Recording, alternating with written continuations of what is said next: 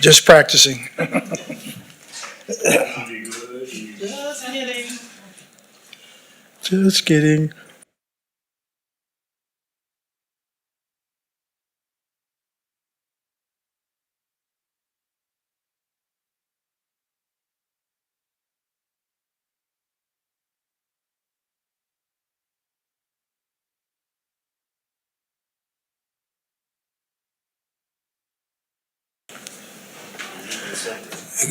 Good evening, everyone. I'd like to call Planning Advisory Committee to order. I'm live.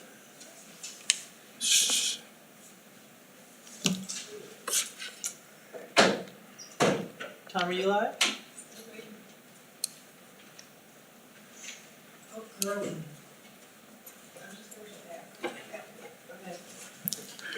Good evening. I'd like to call Planning Advisory Committee to order.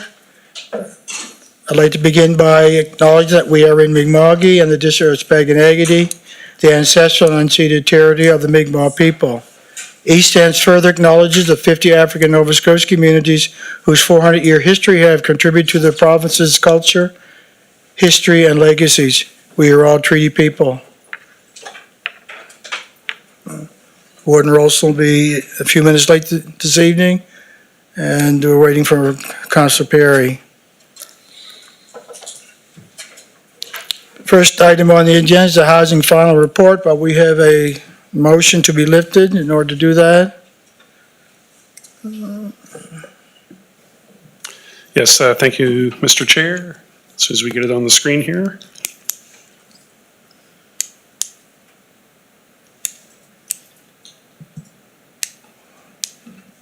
Uh-oh.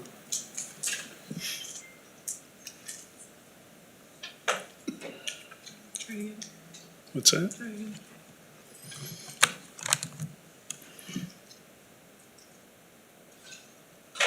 No, doesn't want to cooperate. Where's Tom? Tom? He's paying attention. He's Oh. already. All of my technical support. Can you control it, Shirley, from your? Well, let's do that.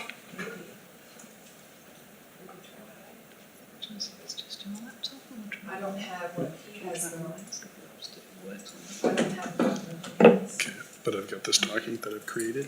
Can you just read the motion, maybe, John, that needs to be lifted? Can you read Can the you- motion? can you read it? Yes, I can. Okay. So Listen. there were actually, Mr. Chair, 3 motions from PAC in July. The first one was to approve the East Hants housing strategy. And then that motion was amended by motion 2587, which amended to strike the item regarding 5 mini homes in the RU2 zone. And then there was a tabling motion, PAC 2588. Which said move to table amended motion PAC 2586 on this matter, rehousing strategy, until the Planning Advisory Committee can perform further due diligence and fully review the strategy document. So that's a motion that has been tabled and needs to be lifted. And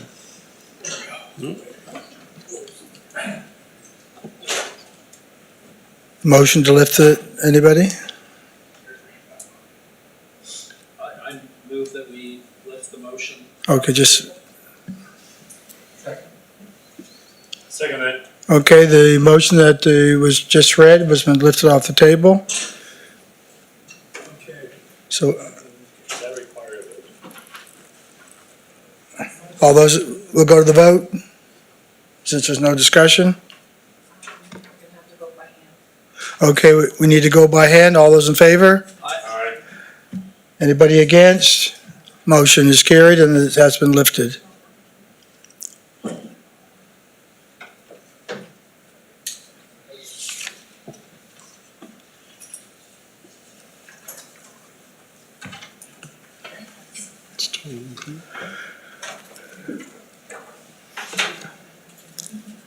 Okay, we're good to go. Okay, thank you, Mr. Chair. Is it possible to get the screen or? Can't get the screen to bring up. Okay, so, Mr. Chair, what I hoped to do tonight was I was going to start with the PowerPoint presentation that we went through in July. And then we'll jump actually to the document to go through the 30 strategies, which I think was a concern at PAC in July, that you wanted to sort of go individually through each of those action items that were listed in the strategy. So again, I'll just do a bit of a backgrounder in terms of where we've been. So you did have council authorized a housing working group to develop a housing strategy, which had good cross-section membership from council, the development community, the nonprofit housing community, East Hants Chamber of Commerce, as well as a public member at large. And that committee worked for just over a year to develop the strategy. The committee received a number of background reports from staff on numerous housing-related items and debated them. And then, as we sort of went through, the strategy started to come together. And all those background papers were posted for council's information. And then in July this year, the working group did pass a motion recommending approval of the housing strategy to PAC. So now I'm on slide 4, Shirley. So the strategy identifies that East Hants has been producing housing at a historic pace in the past few years.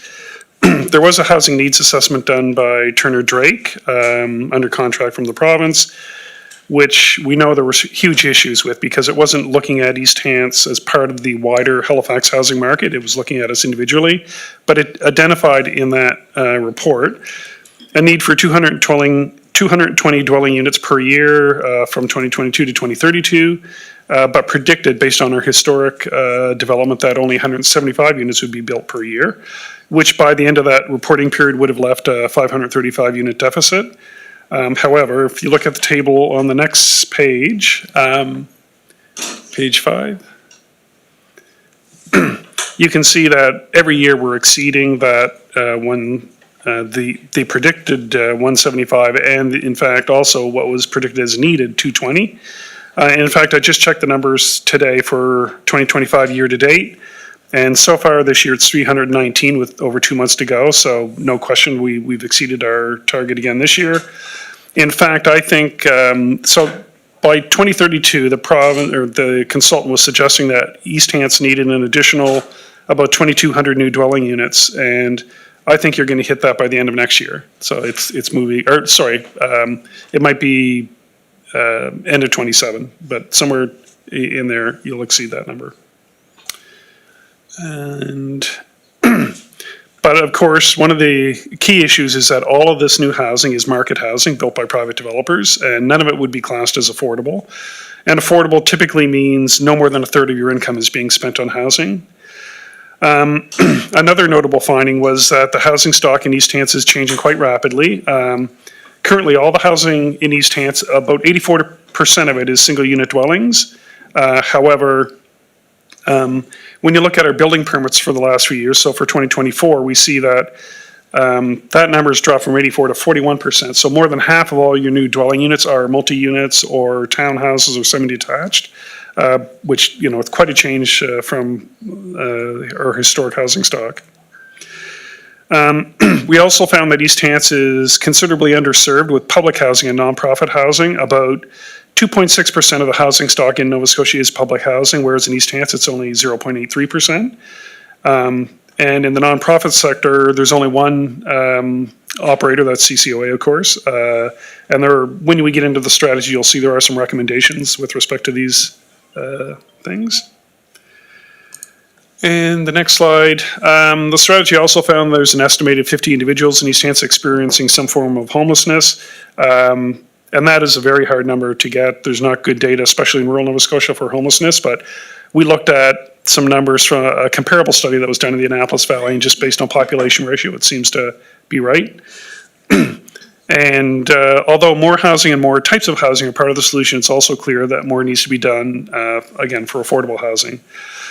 The strategy notes East Hants sees housing as a shared responsibility between the 3 levels of government, the private development industry, and the nonprofit housing sector. And that graphic at the bottom is something you see whenever we talk about housing. It really is a good visual way to sort of look at the spectrum of housing from people literally living on the street up to owning and living in your own home. The next slide there.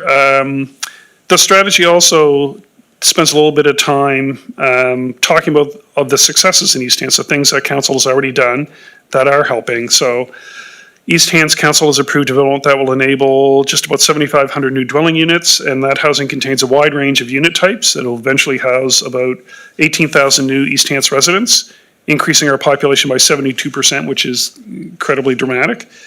Additional units are currently in the application process, and developer interest remains strong in East Hants with other projects in discussion. There are some other notes there about small option and group homes are permitted as single unit dwellings. Our planning documents use a variety of zones that permit denser forms of housing, including manufactured housing, multi-unit, semi-detached, and townhouses. And we also have provision for unique housing solutions such as accessory dwelling units, tiny homes on wheels, and urban cottage developments. And as part of our HIF funding, the council's also already committed to waiving building permit fees for accessory dwelling units until the end of 2026. And as you know from your frequent discussions with INO, East Hants has also been planning for and making critical investments in sewer and water infrastructure to enable growth in the corridor here, at least to continue with things like the Enfield Water Treatment Plant expansion and the Shuby wastewater treatment plant that is new. However, the strategy also makes it clear that East Hants does not see itself as a builder or operator of non-market housing. That's clearly a role for higher levels of government. So on to slide 9. This is where I guess we'll switch over to the draft document, and Debbie, Rachel, and Leanne are here because we all worked on different parts of the document, so each of us are going to take a part as we go through the 30 strategies or 30 actions. So Shirley, if you could go to page, it's the 12th page in the PDF document.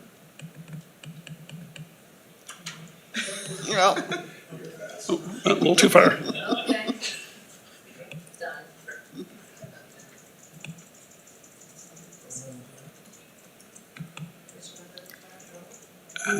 No.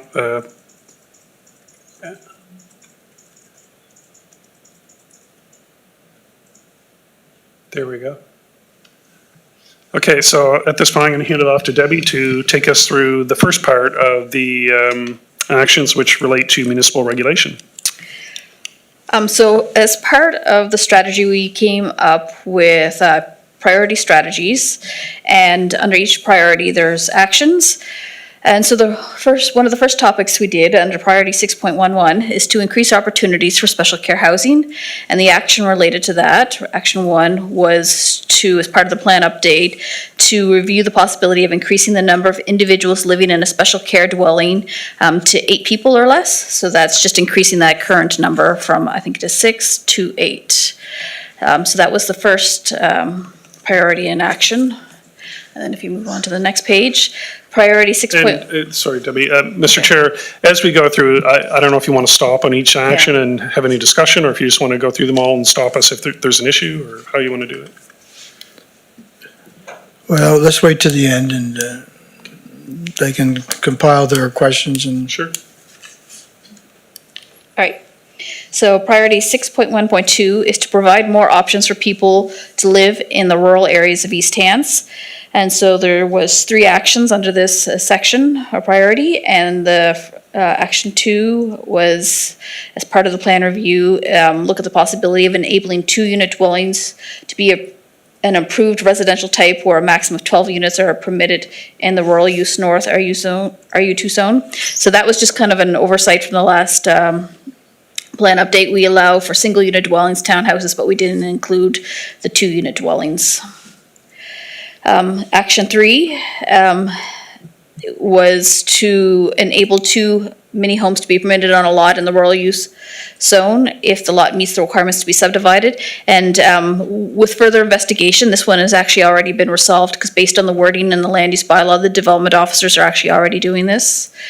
Action 4, as part of the plan update, review the possibility to permit 5 mini homes on a lot in a rural use north RU2 zone. And I believe this was already addressed in July, and a motion was passed in relation to this, striking this action from the document. But it was just that it was tabled, so we'll address that at a future time. All right, priority 6.13 is to investigate how the location of housing can take advantage of new transit service. So, as a future municipal project and study, review how existing planning policies and regulations, for example, transit-oriented development, can be amended to take advantage of new transit service. And we know that this is a future project because we don't have transit right now, but it's just basically looking at our planning documents now and preparing for the future, if and when we ever do get transit, that we'll be ready to accommodate that transit. Priority 6.1.4, increase the use of manufactured housing. And there were 3 actions under this section. And this is on page 16, so the next page there.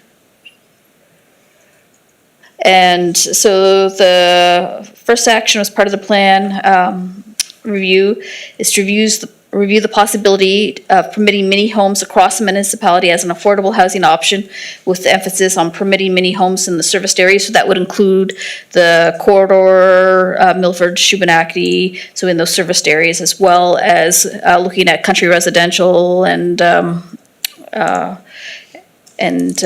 lakeshore residential lots to see if those are appropriate. Action 7 is to review, as part of the plan review, look at the possibility of enabling mini home MH zone regulations to be amended to permit mobile homes on freehold individual lots. So just for clarification, right now the mini home zone only permits mini homes in that kind of land lease community, and you can't develop a mini home on its own street, on its own individual lot. So updating that zone provisions would allow somebody then to rezone a parcel of property for, to allow for like a complete street with all mini homes on it, but the lots are individually owned rather than freehold. However, if action 6 is put in place, you may not need action 7. Action 8, as part of the plan review, look at the possibility of enabling townhouses that are 16 feet wide to permit the use of manufactured housing in townhouse developments. And council has just approved a development agreement amendment for the Clayton application for Killing Creek to allow for those 16 foot wide townhouses to be brought in. All right, so the next section is priority 6.1.5. Review lot size requirements to determine if smaller lots sizes are possible. And we have 3 actions. Action 9, as part of the plan review the possibility to reduce lot area and frontage requirements in unserviced area while ensuring the lot is technically feasible to accommodate septics and wells. Action 10 is look at the possibility to reduce the minimum lot requirements for serviced R1 lots to 12.2 meters of frontage and 372 square meters of area. And action 11, as part of the plan update, look at the possibility of permitting small lot single unit dwellings on an R2 lot where the R2 lot meets the minimum provisions for the lot to be subdivided under section 6.61 of the land use bylaw. And that's, in that action, the homes would look like what they do on Sam Crescent. The homes on Sam Crescent actually are linked dwellings because they're linked at the footings. But for the small lot singles on the R2 lots, there would be no linkage between the dwelling units. All right. Next priority is priority 6.1.6, and that's increasing density in the village core VC zone. And this action is already complete. We just got approval from the province, so everything's in place and in effect. So that was the increase in the village core zone from 12 to 16 units. So that's actually complete now. You're next, I think. All right, priorities. Oops. No, sorry, go ahead. Priority 6.1.7, options for bonus and inclusionary zoning. And there is one action from here, and that's just to look at the possibility of consider offering a height and or unit bonus to developers who are offering a federal provincial affordable housing program. So that's just means that if there's a bonus out there, if somebody enters into an agreement with CMHC or if there's a provincial equivalent, to build affordable housing, then they get a bonus for doing that, and that could be in height, or it could be in the number of units. Priority 6.18, so the next page.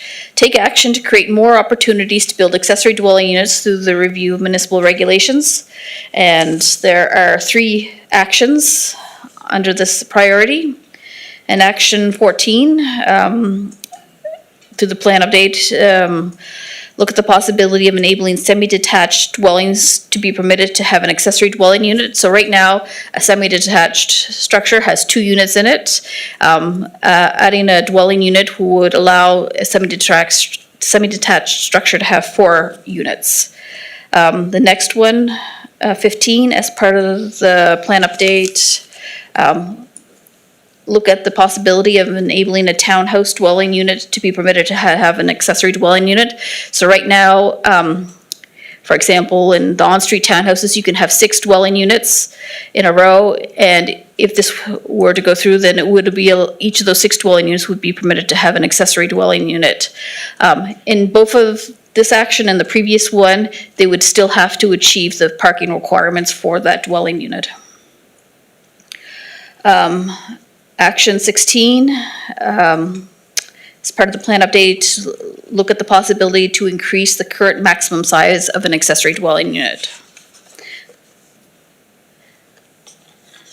And the final priority under this section is priority 6.1.9, advocate for federal and provincial government action regarding housing. And there's one action here, action 17, East Hants communicate to the federal and provincial governments, continue to invest in infrastructure, particularly water and wastewater that supports housing, provide financial incentives for a community housing sector to build non-market housing, provide social and financial supports to the homeless and at-risk population in East Hants, stay engaged in housing issues and continue to provide relevant housing statistics, communicate to the province that the provincial subdivision regulations should be reviewed to possibly allow for smaller lots. And that's... So the next section, 6.2 of the strategy is surplus land. So priority 6.2.1 is to utilize surplus property for affordable housing. And there's one action associated with this priority. So it's to review the East Hants disposal of surplus property policy to consider prioritizing the utilization of suitable surplus property for affordable housing, non-market housing, and shelter space. So the next section of the strategy is 6.3, which is incentives. So priority 6.3.1 is to take action to create a tax relief program for nonprofit organizations that provide housing in East Hants. And there is one action which is to explore the option of implementing a tax relief program for nonprofit organizations that provide housing within East Hants. The next priority is 6.3.2, which is provide incentives to reduce energy poverty. And there are 2 actions associated with this priority. So the first is action 20, investigate policies to incentivize developers to construct multi-unit residential buildings with higher energy efficiency. And action 21 is provide information to homeowners, builders, and home buyers regarding existing energy efficiency funding and rebate programs that are currently available. Priority 6.3.3 is investigate a discounted fare program for future transit service. So there is currently no transit options in East Hants, and that's something that council has been investigating. And there is one action item, which is to investigate a discounted fare program for a future transit service in East Hants. Now I'll pass it to Rachel. Okay, so the first section I will be talking about is homelessness. And the priority 6.4.1 is address homelessness through advocacy to senior levels of government and review of municipal regulations. So homelessness includes unsheltered, emergency sheltered, provisionally accommodated, and at risk. And based on the amount of people experiencing homelessness in HRM and the Valley, we should expect approximately 50 people in East Hants experiencing some form of homelessness. And the 3 action items under this section. Action item 23 is direct homeless individuals to support services. Action item 24 is as part of the plan review, which is scheduled to begin next year. East Hants planning documents will be reviewed to ensure emergency shelters would be permitted at appropriate locations. And action item 25, East Hants communicates the province the need for additional supports for those experiencing rural homelessness. And the next section, 6.5, is non-market housing. So non-market housing is rental or for sale housing provided for low and moderate income families and individuals not traditionally served by the private market. And such housing is often subsidized through a variety of ways, including senior government support. This housing is typically managed through public, non-profit and co-op or organizations. And there are 2 action items in this section. Action item 26, East Hants communicates the province the need for additional non-market housing and public housing in East Hants, and specifically points the low ratio of public housing and absence of co-op housing in East Hants compared to the provincial average. And action item 27 is further communicate the municipality's willingness to work with the province to bring about additional non-market housing in East Hants. And the last section is capacity building. And priority 6.6.1 is to build capacity within the municipality and community to address housing needs. And capacity building in the housing system involves developing and strengthening the skills, processes and resources that organizations and communities require to meet the changing housing market.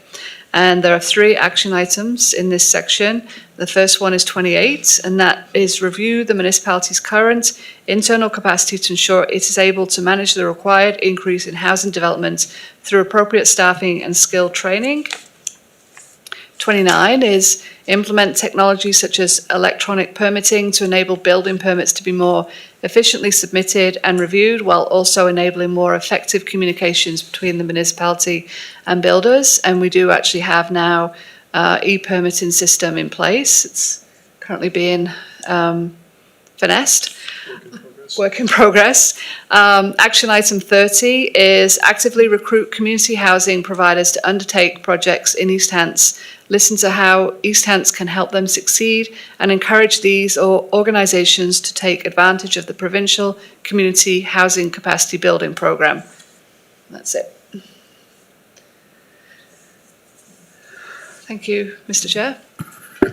So, Mr. Chair, those are the 30 action items. I don't know if you want to, how you want to go through those, or we're certainly here to answer any questions on them.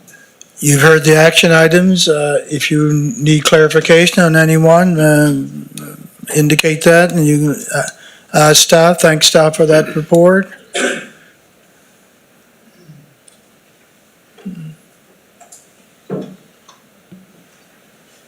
Councillor Garden Cole. Oh, thank you, Mr. Chair. So I'm just wondering how we are going to approach this as an entire incentive? Or are we going to break it down into all the different ones? You know, we wanted to look it all over, and maybe there are some things that we are in favor of, some things that we aren't. So I'm not sure what the ultimate goal is going to be here this evening. Yeah, well, through you, Mr. Chair, I think that's why you wanted to hold this meeting, to go through in more detail.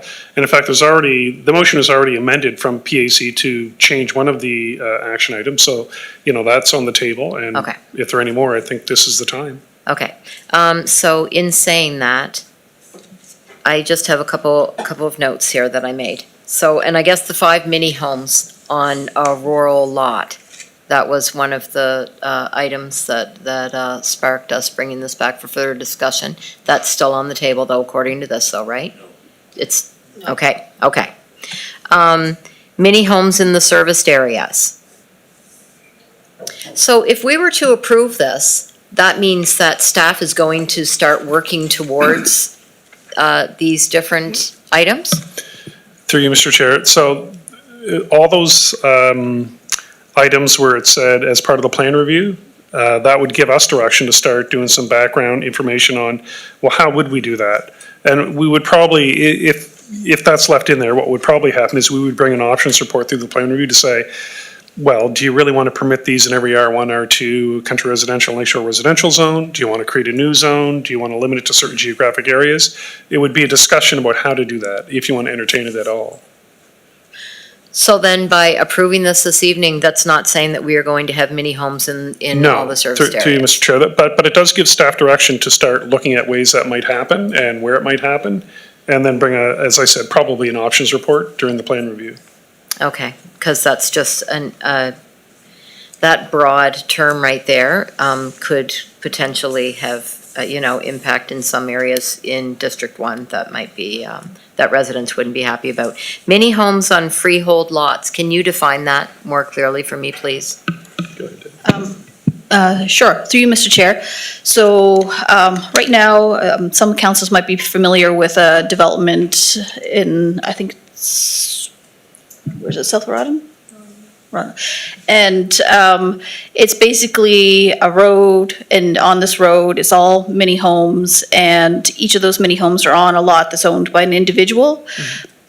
When we brought in zoning in 2023 to the rural use north zone, we didn't account for that, because you have to have, in order to build a new road, you have to have the property redesignated, rezone, and both the country residential and lakeshore residential zones don't really allow for mini homes to be developed in that freehold manner. So this is just amending that mini home zone to allow for somebody to build a road, to develop some land where they could build just a development based on mini homes, but where each of the property owners own their own lot. It's not a land leased community. I see, okay.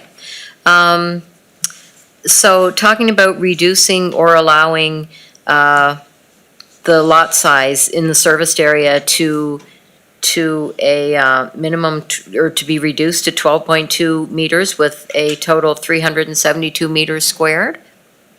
Yes. How does that differ from what's permitted now? Just give me a sec.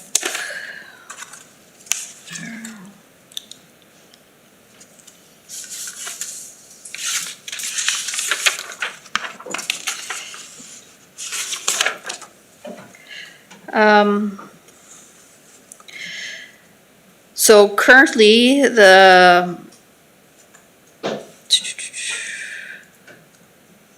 is 500 square meters, and the minimum lot frontage is 16 meters.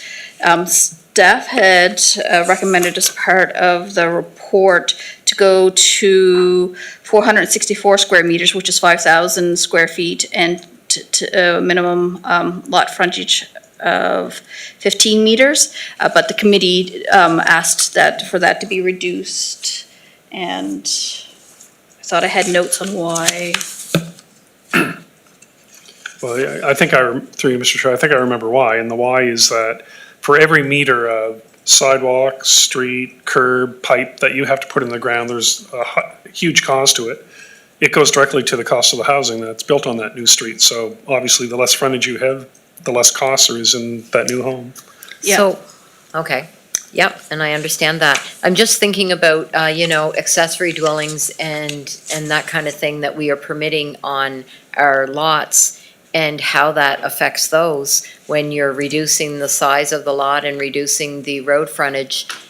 They still have to follow a criteria for, setbacks and whatnot, right? So that That's would correct. be limiting them as well by limiting the size of the lots. So, that's a concern, where it feels like we're trying to push ahead in one way with the accessory dwellings, but then we're going to be having to pull back by limiting the size. Accessory dwelling units for each of, say, 6 townhouses.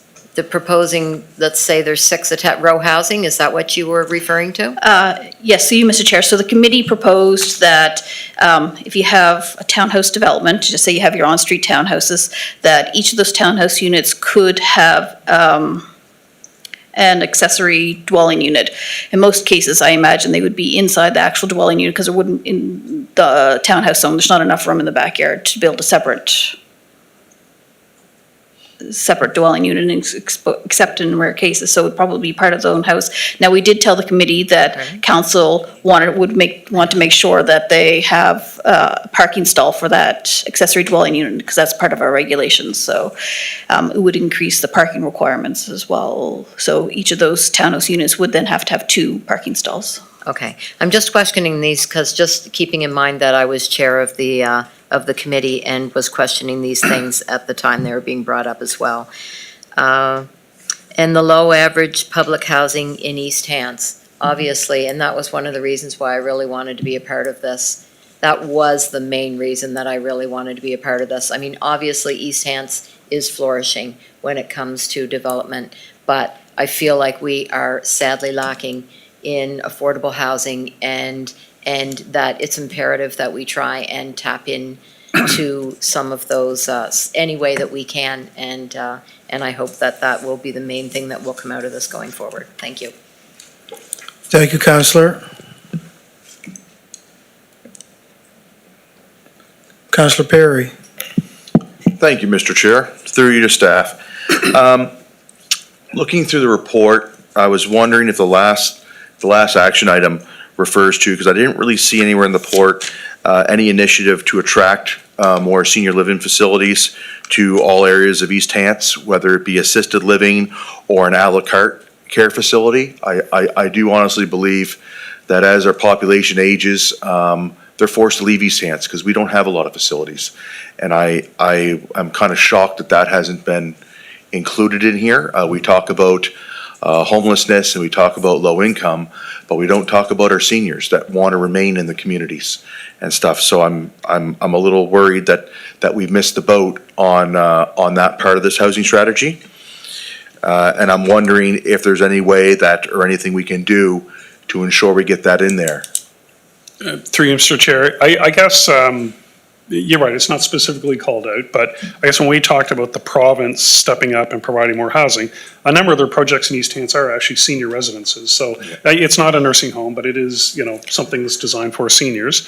But, if you want to add that or suggest that this be amended, that's why we're here. Like, I'm looking for the Shannixes and the companies that are doing this on large scales throughout the valley, throughout HRM, into Truro area and stuff like that.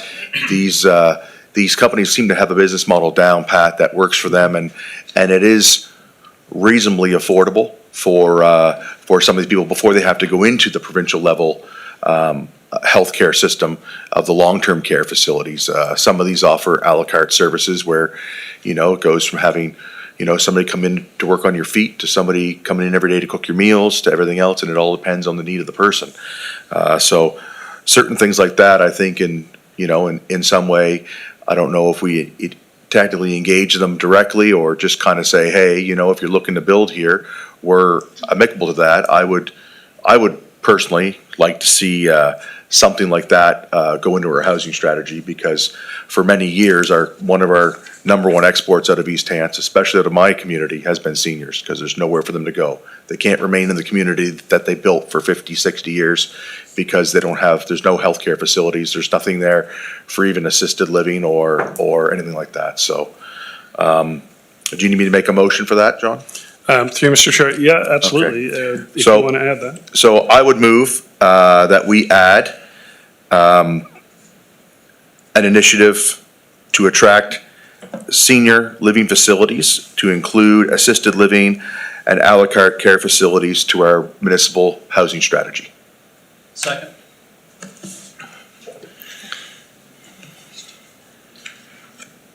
You have a question on that? I don't know if anybody else enemies to the motion. Anybody have any questions to the motion?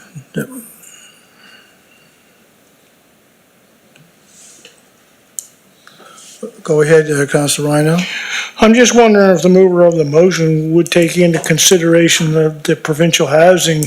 Is he wanting to include that within provincial housing that's in like Knoll, Maitland, Shubenacadie, and so on and so forth. I think, I just want to make sure that that would be encompassed in that as well, because we need that out there. We really do, something affordable that the seniors can go in, that can't stay in their own homes. So I'm hoping that he means that as well. I do mean that, but I thought that was covered underneath the provincial funding model, where we already are looking to have the province add more of their funding housing. This is kind of like, let's try to attract, if the province isn't gonna come in, maybe we get somebody else, and it is for the entire municipality, rural areas, suburban areas, and everything else, because, you know, there's nothing worse than seeing families that have to ship their loved ones off hundreds of kilometers, no matter where they're at, so. Understood, but I'm hoping that maybe if we put it in there twice, repeat it, that it may have more weight. I'm open for an amendment. If you want to amend that, to put that in, I'm fine with that. I would move an amendment to the motion, that the motion include all provincial housing authorities and more buildings in, more housing spots in or areas throughout East Hants. Second to the amendment? Okay, moved to second. Anybody wishes to speak into the amendment now? Okay, just a minute.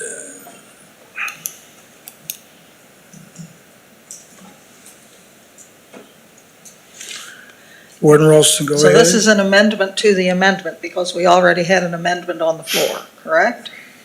Yes. Okay.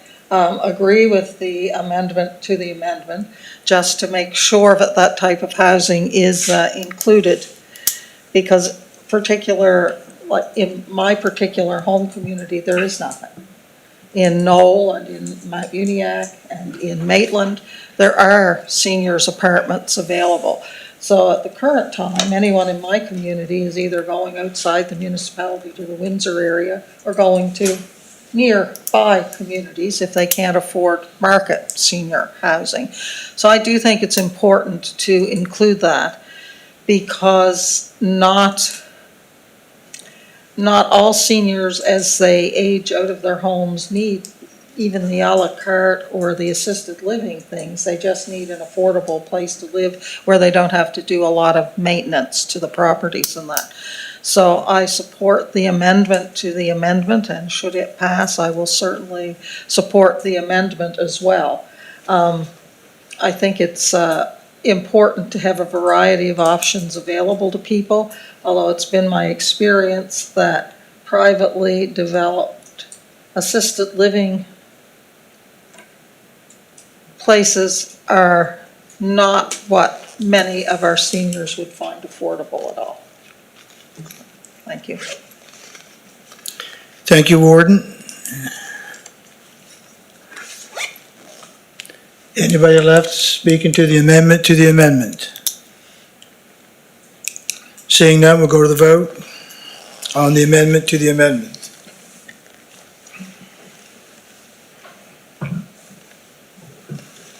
And that amendment to amendment has passed unanimously. I've got 13. Hmm? You're right, there's 13 of Yeah, you. Only 12 voted. no, 13 voted.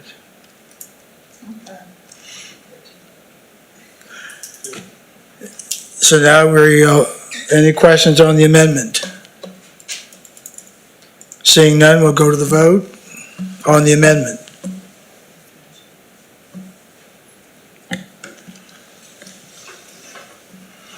And the amendment is passed unanimously.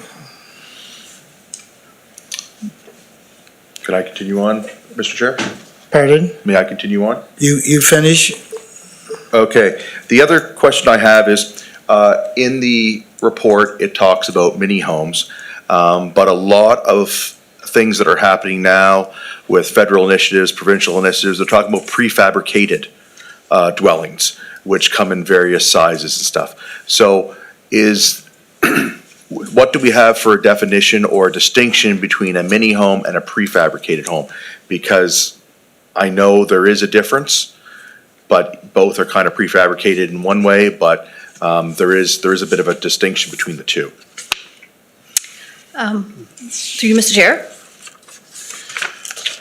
So We consider the modular homes that come in that are pre-manufactured and they're come in, you can put them in together as an apartment building, or you can just have the walls done, put them up as a house, or put blocks together as a house. We just consider them as what they're built for. If they're a townhouse, if they're meant to come in as a townhouse, they're a townhouse. It's just modular housing. Okay. Mini homes have a separate definition under the land use bylaw. And I know that there is a motion for staff already that was passed by council for staff to review that definition as part of the plan update. But that's how it is right now, is that we just consider modular homes, same as any other home type, depending on what the intention of the modular. Whatever the parts final were, yeah. use of the home is. No, Yeah. because the reason I ask that is some people sometimes get up in arms about calling something a mini home when it's not a mini home, it's a prefabbed home. It's just maybe smaller, but it's not the 1-to-3 or 1-to-4 ratio Yeah. that we have for the mini home. So under the CSA standards, there is a difference amongst them. The modular homes, ones that come in there in parts, there are CSA A 277 standard, whereas the mobile homes are built under the CSA Z 240 standards. So under the building code, there are differences between the two styles. And as I mentioned, we do have a definition that is different for a mini home when it talks about the width and. I just know I've had a couple people approach me and ask me what the difference is and where they can find the difference on our website, and I've just said, make an appointment with one of the building officials. That's the best way to let you know what's going on, but as long as it's all covered and all those different types are covered, I'm satisfied. Thank you. That's it. That's everything for now, Mr. Chair. Thank you, Councillor.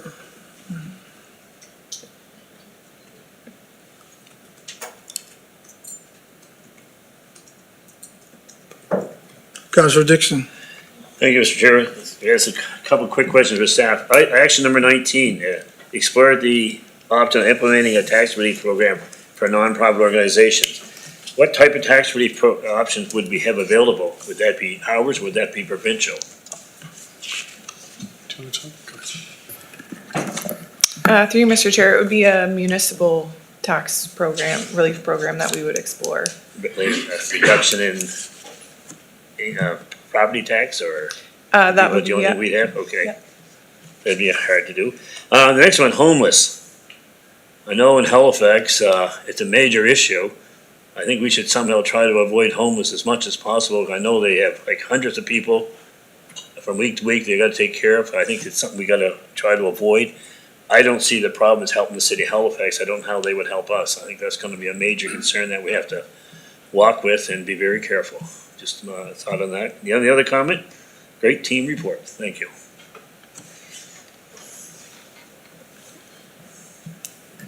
Thank you, Councillor. Councillor Tingley. Through the chair, I'll echo Councillor Dixon's comments. I think you did a good job on this housing strategy. So if I understand it correctly, if council approves these action plans, this is just to go investigate and determine what you'll recommend for the plan review next year. Is that correct? Through Mr. Chair, for several of the items, yes, but there are some other things here that we can start immediately, like discussing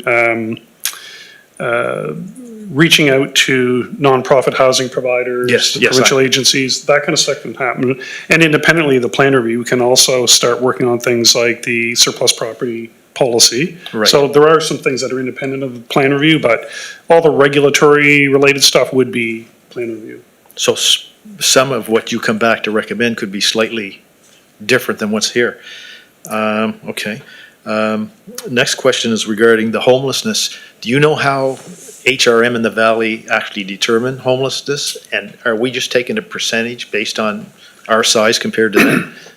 Through you, Mr. Chair. So, yes, what we did, there was actually a study done for the Annapolis Valley region that looked at, I think it was Digby through Kings County, or it might have included West Haines, I can't remember, but they did a study, and I'm not sure how they came up with the number, but they came up with the number of homeless people, and that doesn't mean every one of those people is living on the streets. It means they're, Yeah, that, what page is that? Sorry, let me bring up the page here in front of me.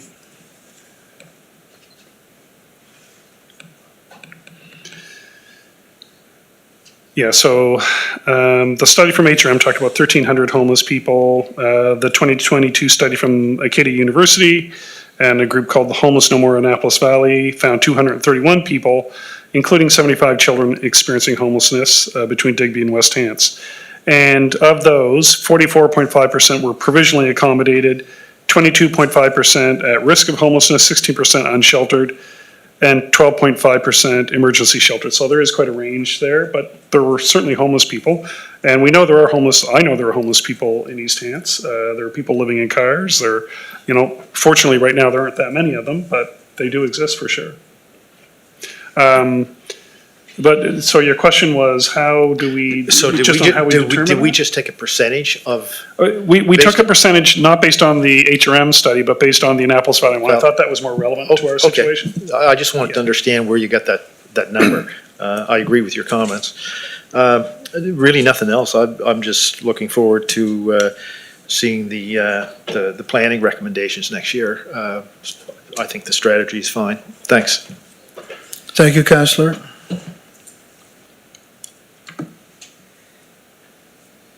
CAO? Thank you, Mr. Chairman.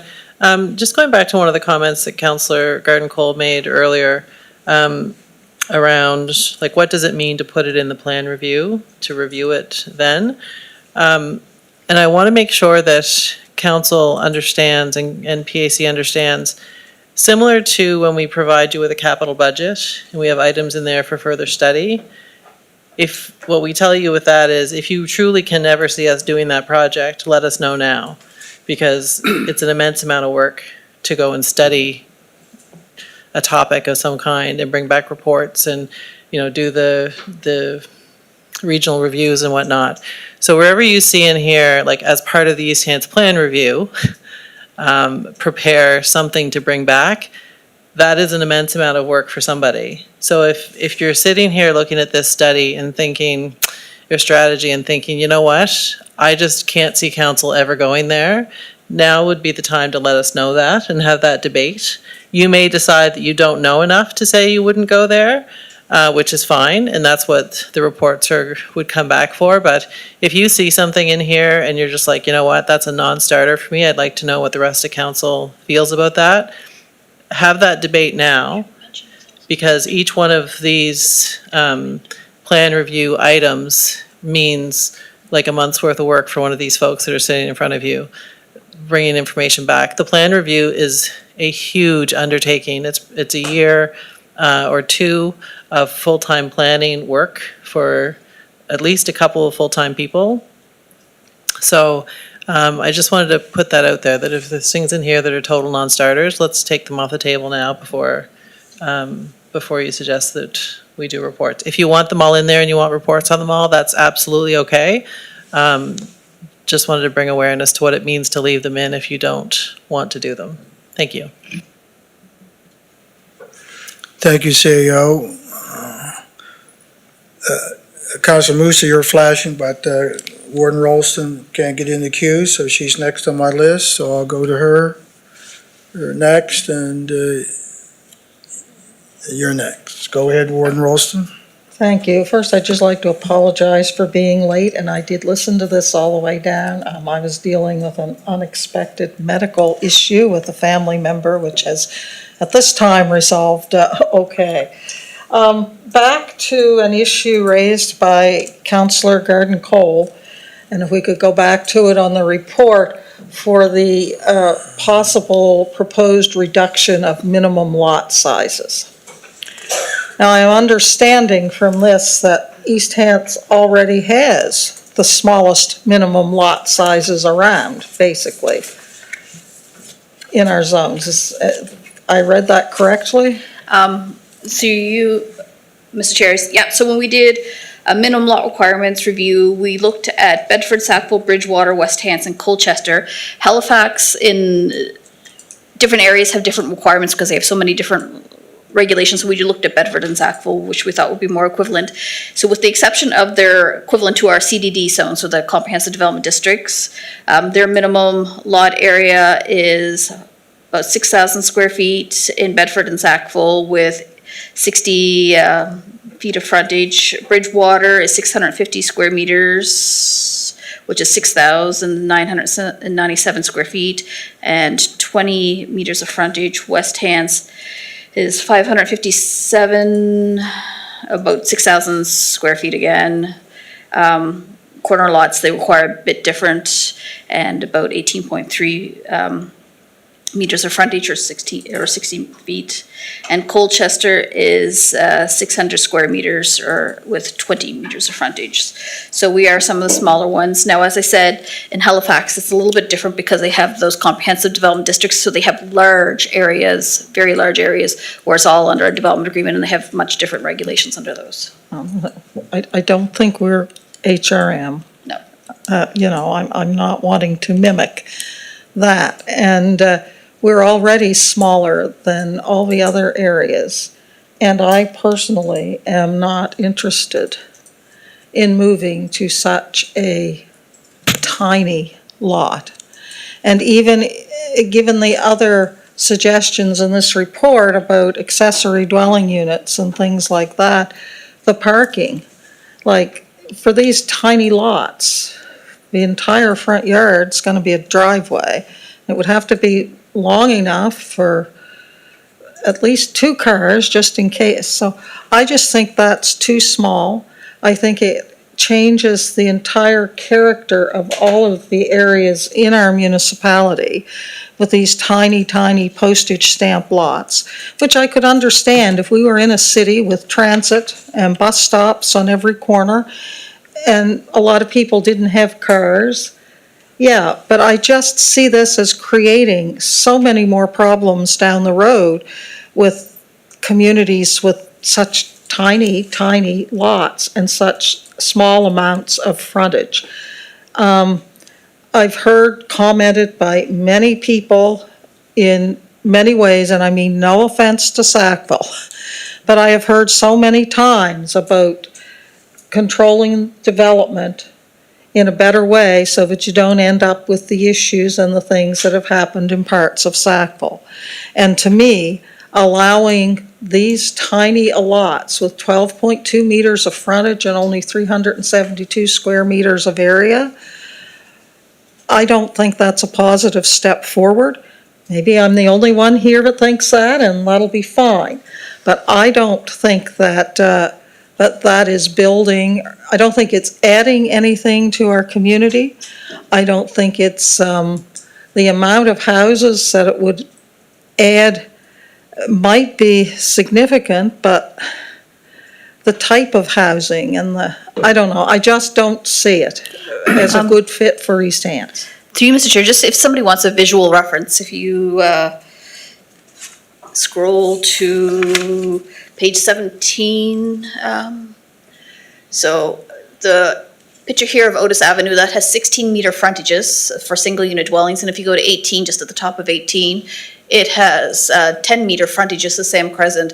Now they're linked dwellings, but they appear to be single-unit dwellings. So it just shows you the frontages, the difference of it. You know, as I said, I could see that maybe on a city street, but I don't personally, it doesn't appeal to me for East Hants.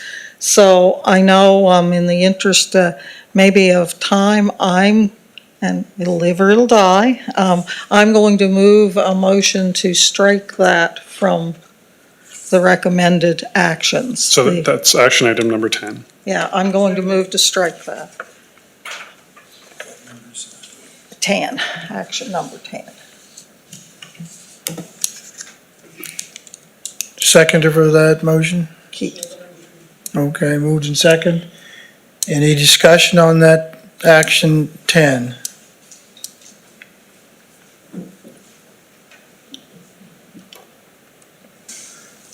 Councilor Musa. Thank you, Mr. Chair. John, here we're talking about the R2 zone, right? R2 lot? To you, Mr. Chair, no, it's R1 lots, R1 or R2? Yeah. R1. These would be serviced R1 lots. Oh, okay. I thought we're talking about the R2, like, I thought it's just part of the R2, yeah. Okay.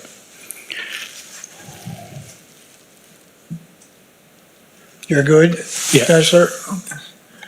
Anybody else left to speak on that action? Seeing none, we'll go to the vote. But are they to this motion? You to the motion?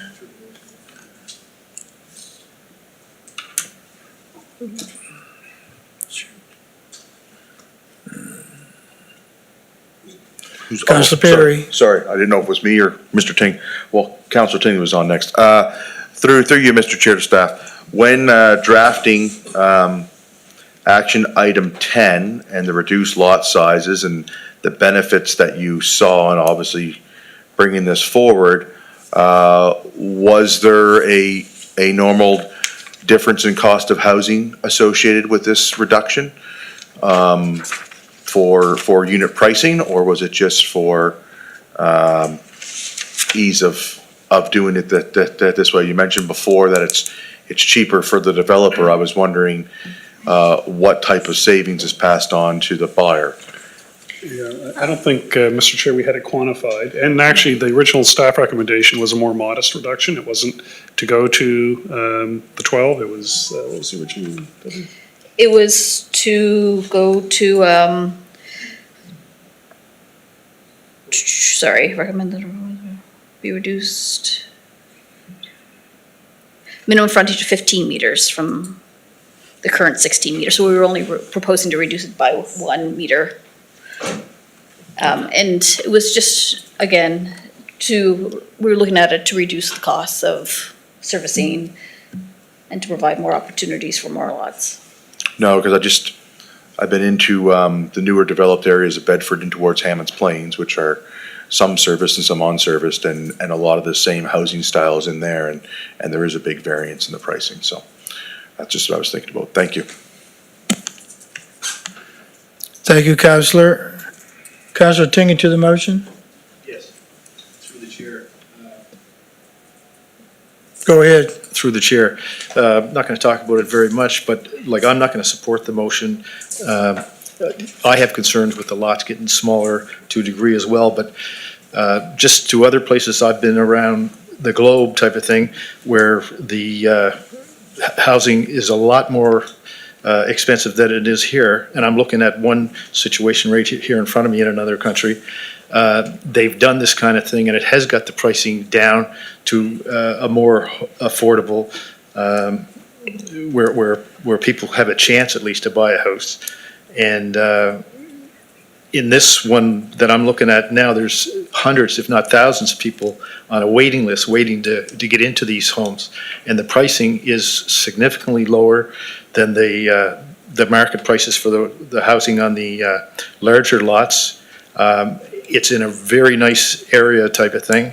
And I think it's a mistake not to look at it, at least consider it. Thank you, Councillor. Councillor Merriam, to this motion?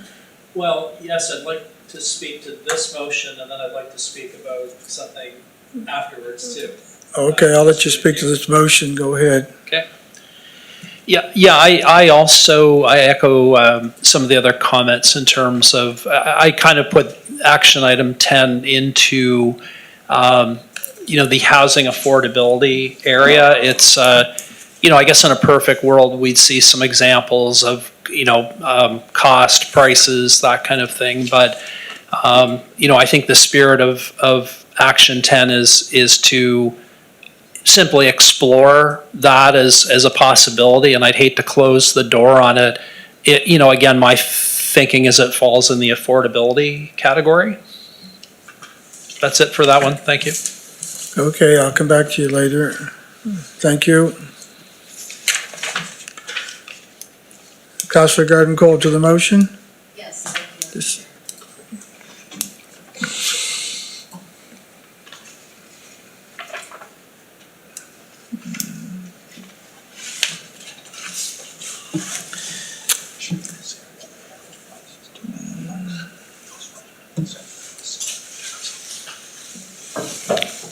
Go ahead. Thank you, Mr. Chair. Through you to staff, Did I hear you say that you suggested something more and the committee came up with that number?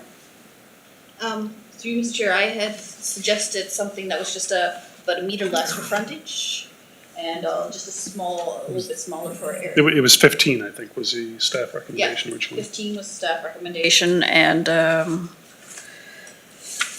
But, and if I remember the discussion correctly, a number of committee members wanted to be more aggressive. Again, Yeah. sort of beating the drum of affordability. The more you can reduce land and infrastructure costs, the more possibility there is to reduce housing costs. That was the rationale.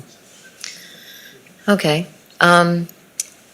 So the thing is, we keep assuming that a smaller lot size is going to result in more affordable housing. There is no indication of that. Unless a developer commits to that in whatever way that possible, there is no indication. The only thing we can be assured of is that there will be more dwellings put up in the same size area. That's the only thing we can be assured of.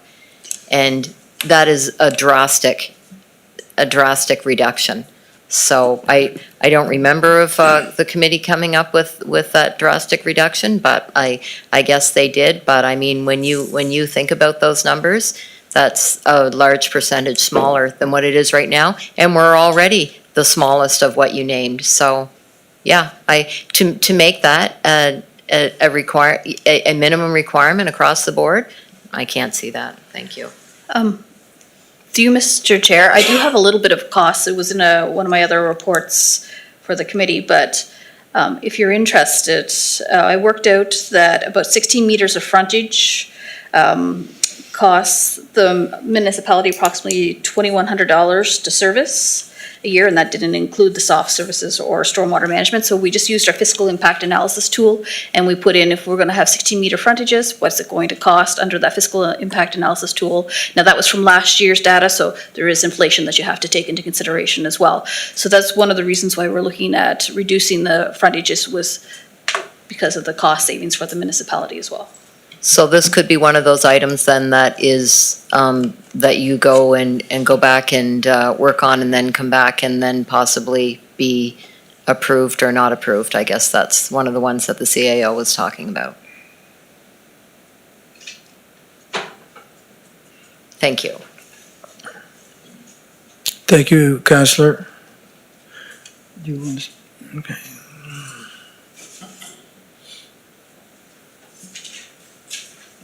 Warden Rolston to the motion. Thank you.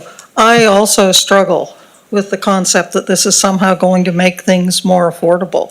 I agree, on a certain stretch of street, it's going to enable more units.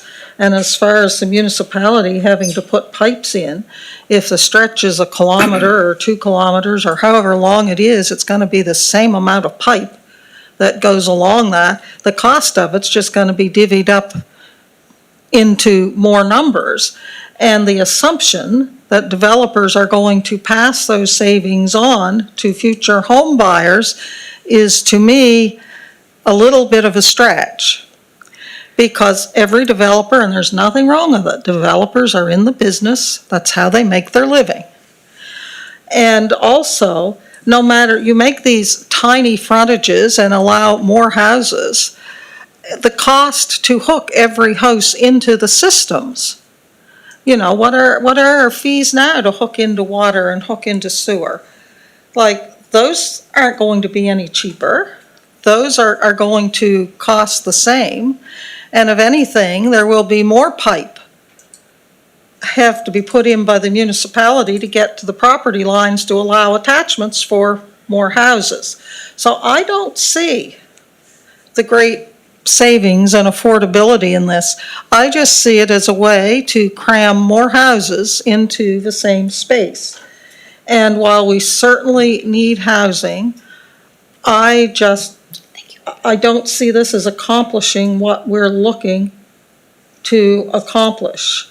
And if it's $2,100 to put pipe along a 16-foot frontage, if there are 10 homes, 10 times 16 feet and, however many homes fit in there, it's it's gonna cost the same to put the pipe there.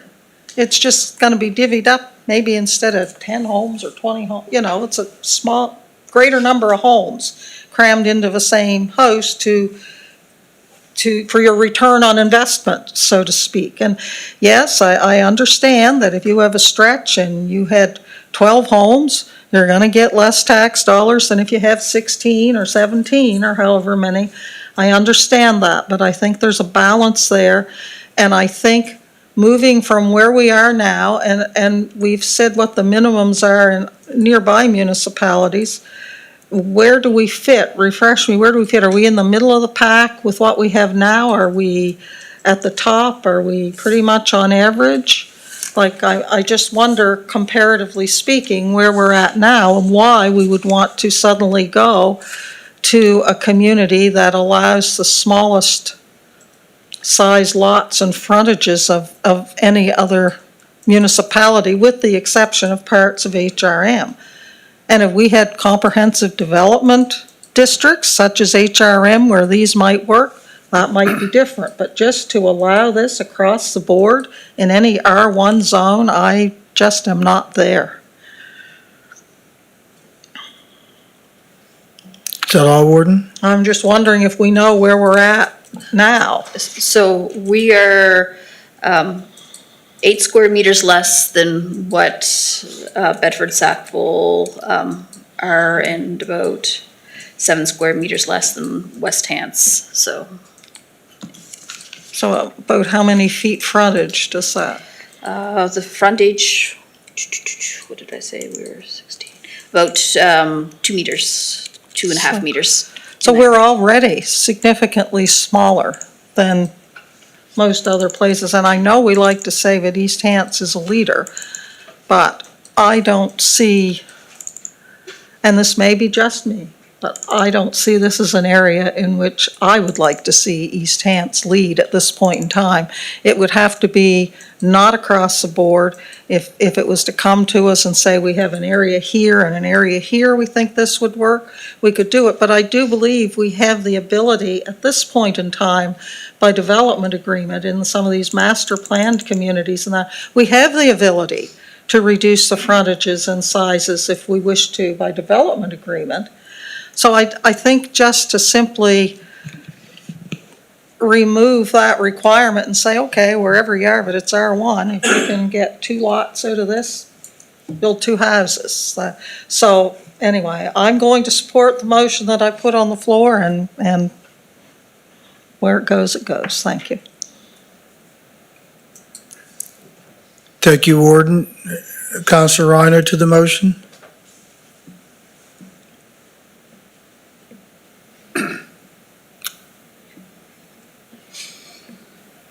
Go ahead. Yeah, I won't take up much of your time. The last 2 speakers have said it all for me. I totally believe in what they've said.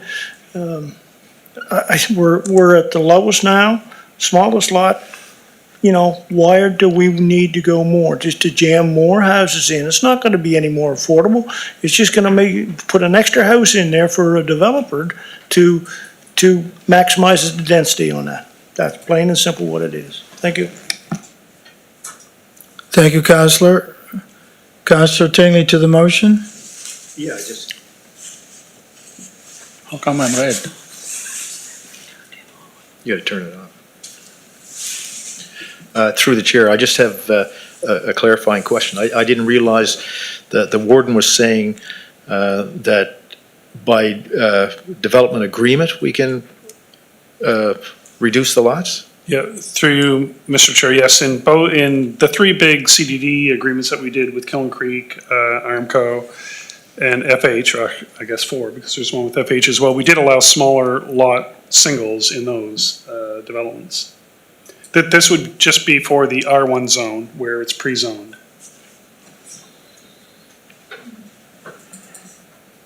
Anywhere. Councillor? That's it. That's it? Thank you. Councillor Musa, I didn't plan on taking you off, so I'm bringing you back. Oh, no, it's okay, thank you. Well, I remember the discussion on that, and there was so many things. We had a member from the development community, and he told everybody and that it will be cheaper and it will be more affordable to do that. And one of the other options is for somebody who own a lot on a R1 zone that is 90 feet and they want to subdivide something for their kids or relatives to move on, they can't because they need 100 feet. So even though 90 feet and 9,000 square feet is too big for an R1 zone in a serviced area, he couldn't do anything except one unit on it. So that one was one of the arguments. And for sure, there's a save for the municipality when it comes to renewing sidewalks or repaving or something. Instead of paving a 60-feet stretch, you're gonna pave 45 per home or whatever. I'm not saying about the number we came up with, but that number was put on by somebody, but it's able to change. That's why we need a report about that. And same thing with the infrastructure. When you wanna service a lot with sewer and water, you have to do a 60-feet stretch or whatever, 50 it is now instead of 35. So those arguments where Debbie come from for the saving for the municipality. So I think the warden was wrong with her assumption that there's no saving for the, there's a big saving for the municipality. And there's a big affordability issue here when you can pass a smaller lot to your children or if you have two children, none of them have to move away from. So I'm not saying I'm against it or I'm for it.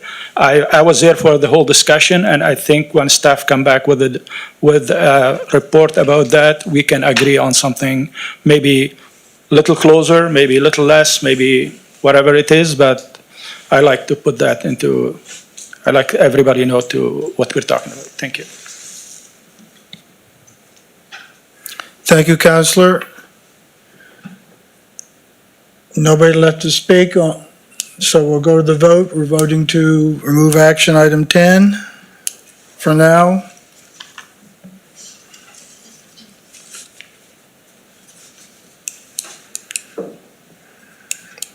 And the motion is passed with a vote of 8-5 with Councillors Deputy Warden McPhee, myself, Councillor Musa, Councillor Perry, and Councillor Tingley voting nay.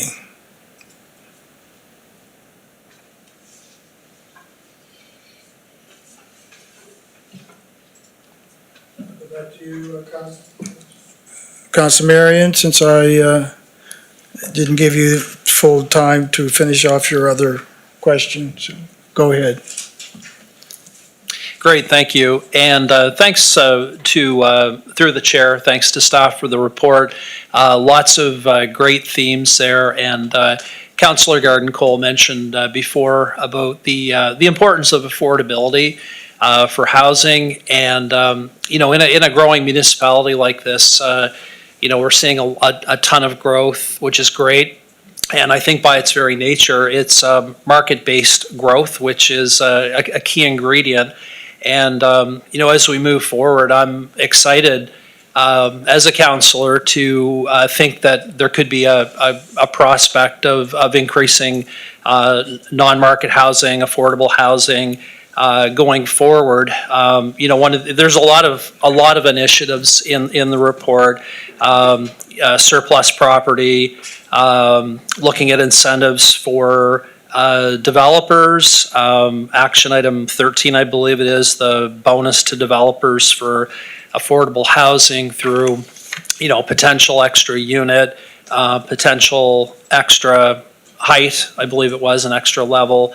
One question about that is, I'm guessing that is something done elsewhere. I just don't know a lot about that. So is like in Halifax or, is this kind of a routine thing in different areas? Yes. So we actually have two provisions in our land use bylaw for bonuses as well. And they're both for the village core. So in the village core, if you have a historic building and you maintain it on your property, in addition to doing something else, you can use that historic building, doesn't count towards your gross floor area. So, you kind of get a bonus building out of it, a bonus gross floor area.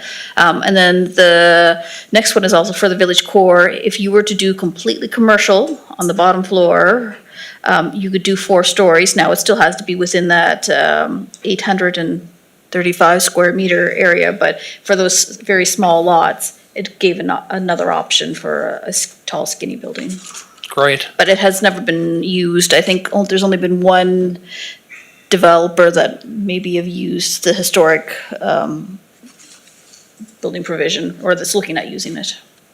Perfect, yeah. And, I guess a thought that I have too is in looking at the report, sometimes, there's like talk is talk and then action is action. So I'm just hoping as, we have enough tools here, enough mechanisms to, facilitate that change going forward. I guess time will tell, but, I think there's a lot of positive things there. And I just, that was just my comment. For me, I think in a vibrant, growing municipality, to have recognition that not everyone is as fortunate in being able to buy at market. So to have, recognition of that, I think is huge. And I think it was a very good report. So thank you.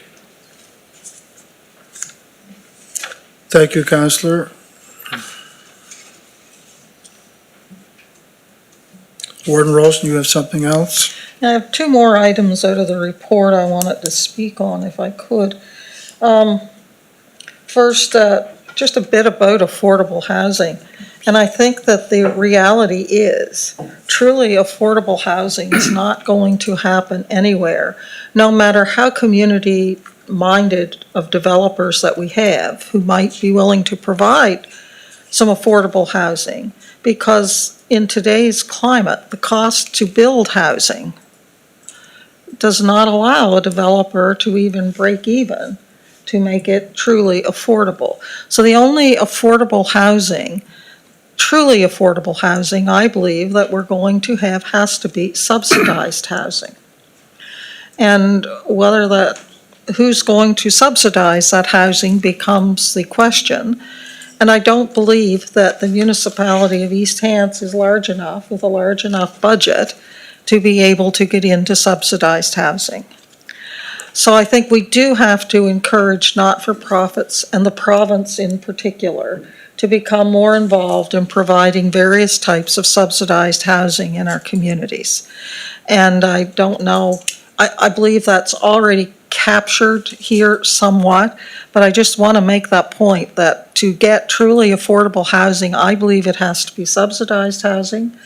And, developers are not going to be able to provide housing that is discounted to that amount. The other thing I want to comment on was the homeless piece. And I'm sure absolutely that there are homeless people within our municipality, be they couch surfing, living in cars, staying with friends, relatives, whatever. And there are probably, I haven't seen any, but there are probably some who are living rough, who are homeless. But we certainly do not appear to have the problem at the level of, say, HRM has. And I had a recent conversation with Mayor Blair of Colchester, and they have had some serious problems there. So it's all around us. And I think we would be naive to think that at some point in time, it's not going to spread more into our area than what it currently is. And I think when we look at, I think of HRM particularly, and I think if we're going to look to the province and say, you need to do something to fix this, then we're going to have problems that aren't being fixed and it's going to be difficult. So I don't have the answers, but I do think that as we go into the next plan review, it's going to be hard work, difficult work. I don't know if it's impossible work or not, but I think we have to come up now, get out ahead of the 8 ball and try and come up with some strategies to deal with homelessness, homeless encampments, and things like that before they become as big a problem as they are in other areas. so that if that problem does magnify in our area, we have a roadmap, or we have some ideas, or we have a way in which we would move forward and address it. So I don't know if that needs to be added here, or if that's captured within the intent of this report or not. I'd listen, Through you, Mr. Chair, that's a little bit more than I think is in its action items 23, 24, and 25, I think would be the most relevant. So the first one is to direct homeless individuals to those support services that are out there. The second one was to look at our own planning documents, to look at emergency shelters and where we should permit them and under what circumstance, that sort of thing. And then the third one was to communicate the need for additional supports, and again, for rural homelessness. I don't think we see as many homeless people here simply because they are drawn to urban areas where there are more services. But I know there are homeless people here, and there are people living in seasonal trailers and vehicles and, all that kind of stuff. So it does exist. So it sounds like, though, Warden, you're talking more about a homeless strategy, like how do we deal specifically with encampments that might pop up or. Yes. I just, and that might involve jurisdictional scans to see what they do in other places. It certainly might involve supports from the, it might involve a lot of things. But to just sit here and wait for it to happen and then have to come up on the fly with solutions or how we're going to react, I just kind of think we're going into a plan review. So let's try and spend a little time at least to come up with some rudimentary strategies that will be here should this problem magnify. So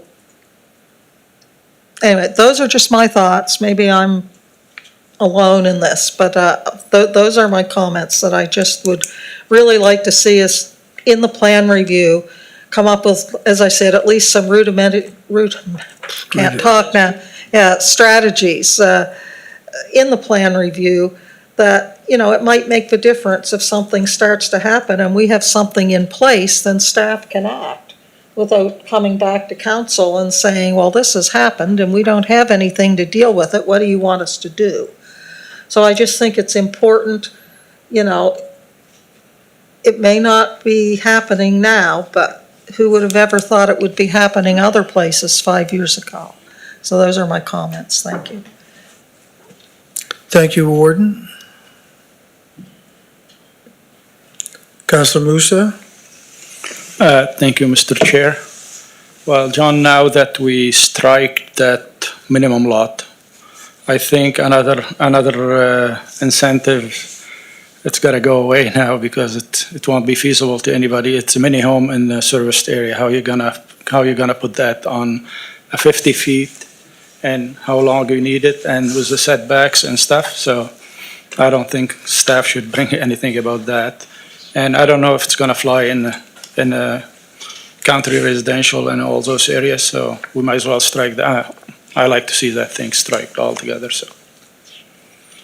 Because one of the reasons of the smaller lot was that too, so they could make longer lot and narrower instead of 50 feet. So there's a lot to think. Like we spend a lot of time on this, whatever you call it, like study or, and everything was connected together. So I think striking one thing is going to take away another things, and one of those things that it won't be feasible to have 50 feet by 100 feet to put a mini home on it in a serviced area. The price of the lot is going to be 3 times more than the mini home that they're going to put on. So I don't know what everybody think about that, but I think it's a waste of time for staff to bring something about that. Well, through you, Mr. Chair, I guess using the existing R1 zone for mini homes would only be one option. What may happen is you may create a new zone in the serviced areas. Yeah. I mean, in the R1, yes, but the new zone is gonna stay, like the MH zone, it's gonna stay. But in the R1 zone where existing lots and stuff, I don't think you should be worried about it, so. Is that all, Councillor? I don't know what the other things about it. It's in the corridor area, it's not in my area, but I just want to mention it to see if they find any reason to bring it back or not. So.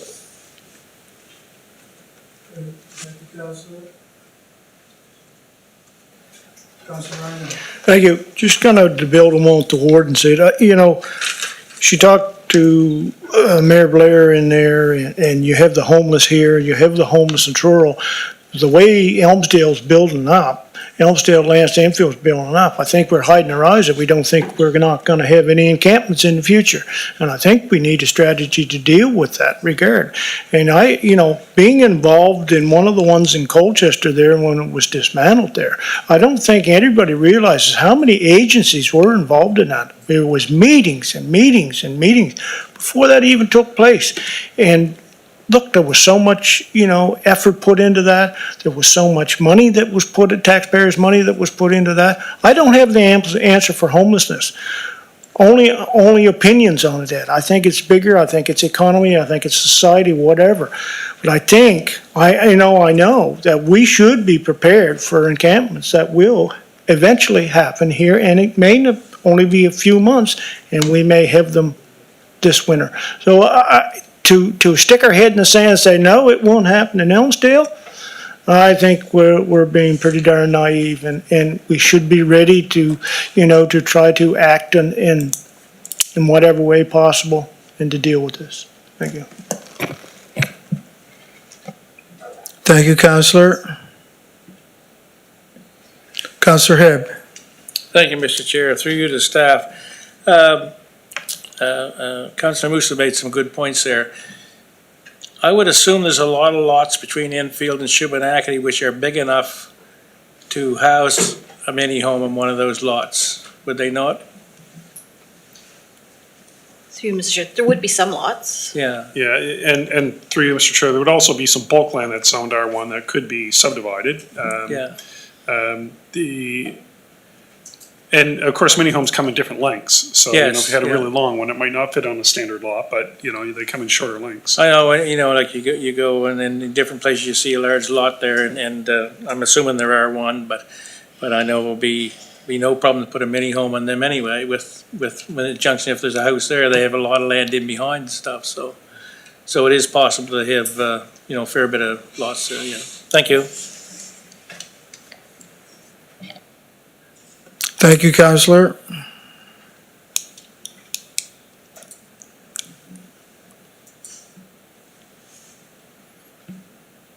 Warden Rolston.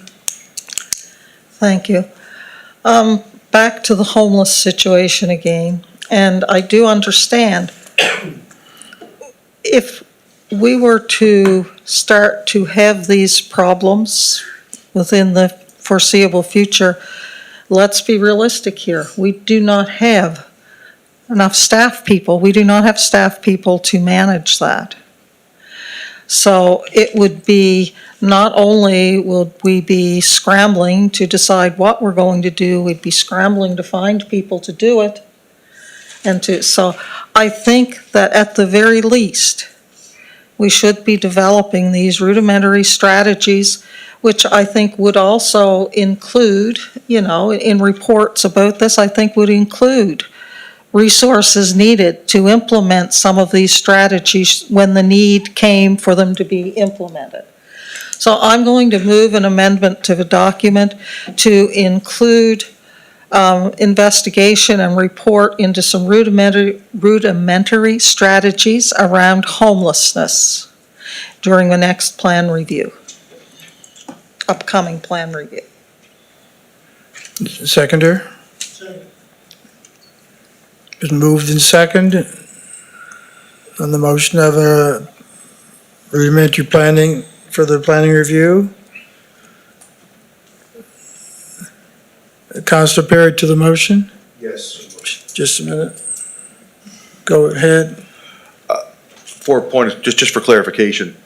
Rudimentary, what you define that as, and how deep or broad or narrow is the scope? Because that rudimentary can lead to a rabbit hole of a ton of work.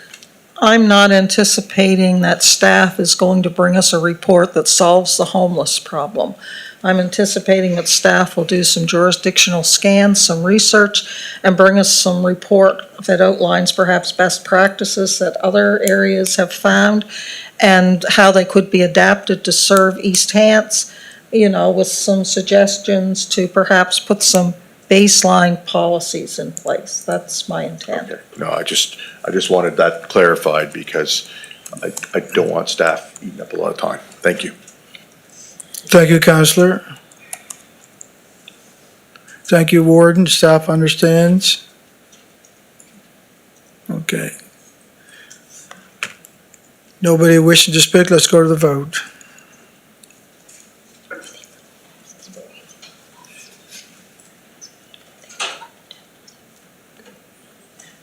And the motion is passed unanimously.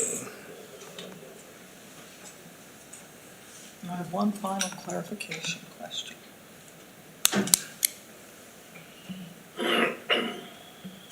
Go ahead, Warden. One final clarification question. The item around 5 mini homes anywhere in the rural use north zone was removed by motion at an earlier meeting prior to this coming. Does that motion have to be reintroduced and voted on again, or will it not be in this when it comes forward for approval? Through you, Mr. Chair, the tabled motion included that provision from the previous PAC meeting. So, further clarification. What if we don't lift that motion from the table? We've made a lot, it's been lifted. We lifted it already. Okay, and now we've made these other amendments. Okay, thank you. Thank you. There is a motion.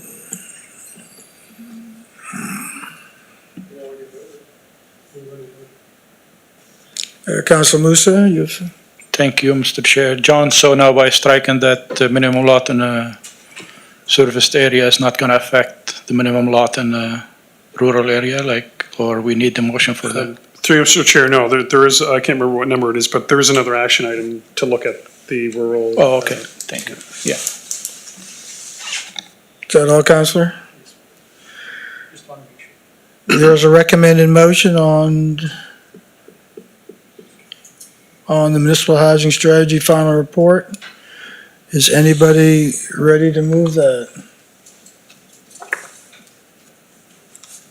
It's on the first item. Shirley, if you go to the last page of the presentation, there's a motion there, but obviously it's been amended. That's the one we've lifted, so no one has to move it again. Right. You just have to vote on it, you don't have to move it again. The recommended motion, John, that's to approve the East Stands Housing Strategy, that has to be voted on? What is the motion that's on the floor that's been lifted from the table? Yeah. That motion there is on. So that's the original motion. I guess you would have to go to the minutes for the PAC meeting from July. July 3rd.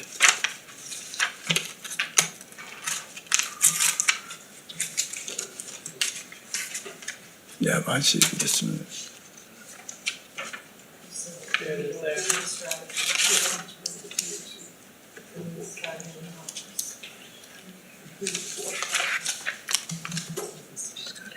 Got it?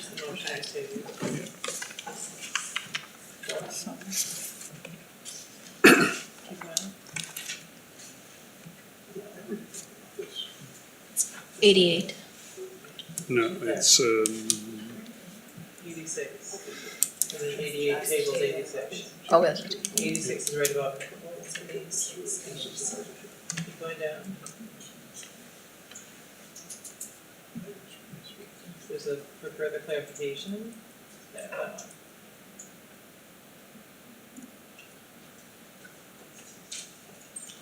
Okay. I think we're in a mess here. Okay. Warden Rolston. Consolidation of the two motions, this is the one that was tabled, so this is the one that's on the floor now. Yeah. So my problem being, if this motion was lifted from the table, it was actually on the floor for the entirety of this discussion. So none of the motions made during this discussion were actually in order. They were amending this motion. They should have been made as amendments to the motion that was lifted from the table. And I think rather than go through the whole thing all over again, we would have to have agreement that all the motions made tonight would be seen as amendments to this initial motion. Otherwise, we've got to defeat that motion and make a whole new motion. So I don't know what the correct way is, but with the motion having been lifted from the table, every motion made here was out of order. Because there was a motion on the floor already. It was an amendment to this. No one said it was an amendment. But no one said, I am moving an amendment to the motion on the floor. We just made motions. So I'm fine if everyone is in agreement that the intent for the motions made tonight were as amendments to this motion, but I think we need to clarify that, just for procedural correctness. Are we all in agreement? Show of hands? Okay. Okay. Anything else, Warden? No, that's all. So the motion should read, Oops, just a minute. Go ahead. I'm going to move an amendment to the motion so that it reads, that the Planning Advisory Committee recommends to council that council approves the East Hants housing strategy with the amendments made around the 5 mini homes in the RU2 zone and those amendments made at the meeting this evening. Just moved and second. Does that Everybody, work? Change in the wording? everybody understands the motion? This is an amendment to To the the wording motion? of the motion. Amendment to the wording of the motion? Councilor Moose is speaking to that or something different? Oh, yeah. I was before. So John, if we approve this strategy now, are the public going to have any input on it, or? Well, no, once it's adopted, it's council's policy. Obviously, the public will have a lot of input through the plan review.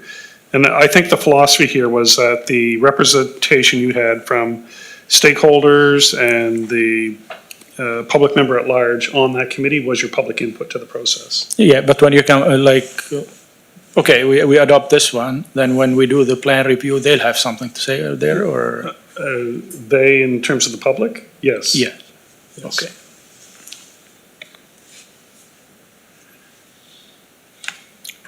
Nobody left to speak, we'll go to the vote. Voting on the amendment.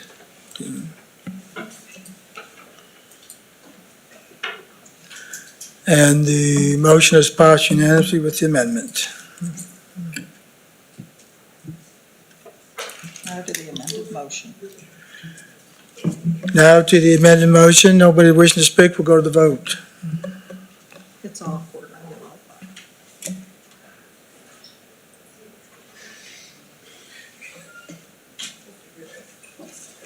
And the amended motion is passed unanimously. That concludes the Planning Advisory Committee for this evening. I want to thank staff for their indulgence and councils for their questions or for clarification, and motion to adjourn Planning Advisory this evening. Take a break for 5 minutes and Reconvene in council. reconvene in council. Lindsay, just keep the meeting going. Keep the meeting going. I can go with the camera. All those in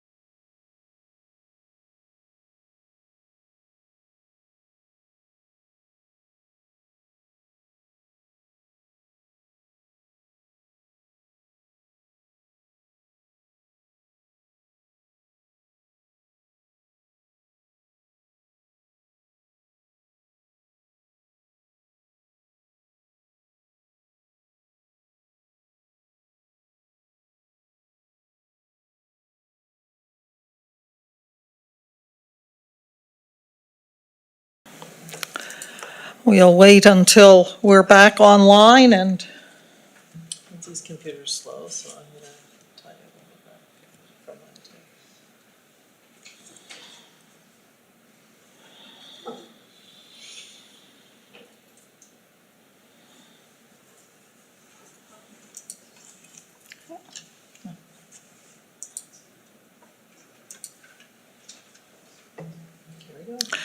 all right, we'll call this evening's extended meeting of council to order. I'll begin by acknowledging that we are in Mi'kma'ki in the district of Sipekne'katik, the ancestral and unceded territory of the Mi'kmaq people. East Hants further acknowledges the 50 African Nova Scotian communities whose 400-year history have contributed to the province's culture, history, and legacies. We are all treaty people. This evening, folks, we have one item which was carried over from our meeting on Tuesday evening for policy and in camera, and that is the Legion lease around the Shubenacadie Cenotaph. And Adam, if you'd push your button, it just makes it easier. Thank you. Go ahead. Yeah, good evening, and thank you, Madam Warden. So, the item in front of you tonight is, it's to advise council that a lease agreement will not be established with the Shubenacadie Legion prior to moving the Cenotaph back to its original location. So with that, council will have to assume the risk liability, future costs, and maintenance and repairs to original base and associated structures over time at the original location. So just a quick summary, after council made their decision on September the 24th, the Wednesday night, first thing the next morning, I gave the Legion president a call and set up a meeting in the afternoon to discuss a lease. I met him on site that afternoon, and he provided me some historical documentation I hadn't seen, which was included in the package, and I'll get to that in a second. And from that, he helped coordinate a meeting with the Legion council or members. There were 14 in attendance, and that meeting was held on October the 3rd. So about a week later.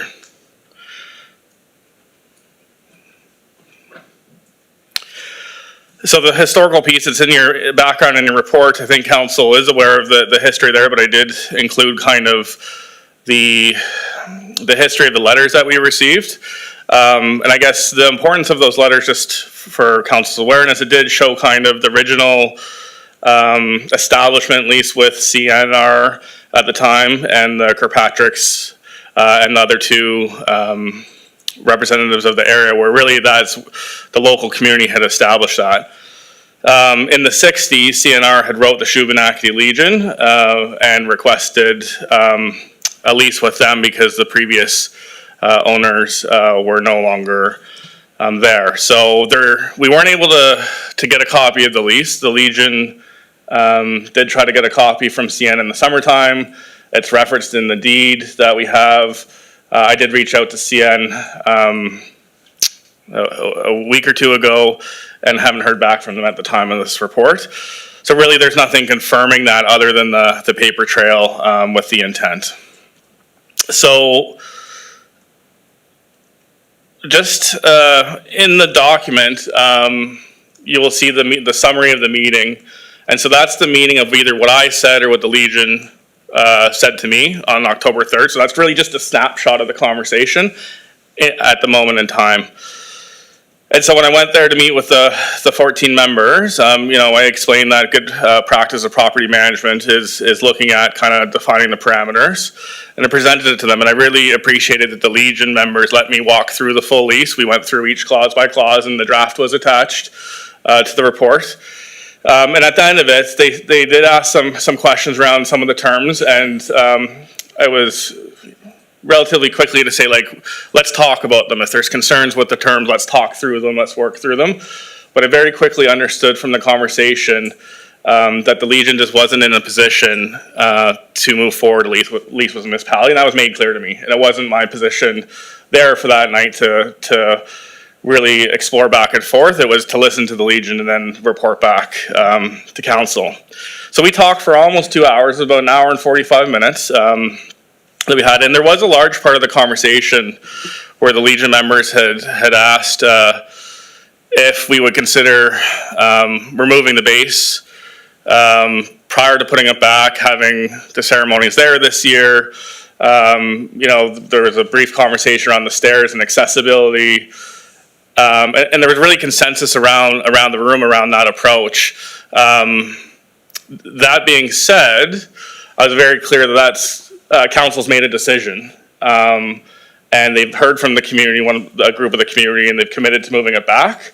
But ultimately, I was there to listen, and I said I would bring that back to council, that the group there from the Legion was really wanting council to consider replacing the base, get it done, redo the stairs, and then it's done with for years to come, and so forth. So it was kind of a little bit of an awkward spot being there, but with that conversation, but I'm just relaying that on to you tonight. At the end of it, I was thankful I was able to get there. And meet with them. And I mean, there was acknowledgement 3 or 4 times throughout the conversation. Some of them did say they liked it at the Legion, but they clearly understood the need for it to go back. And so that was clear to me through the conversation as well.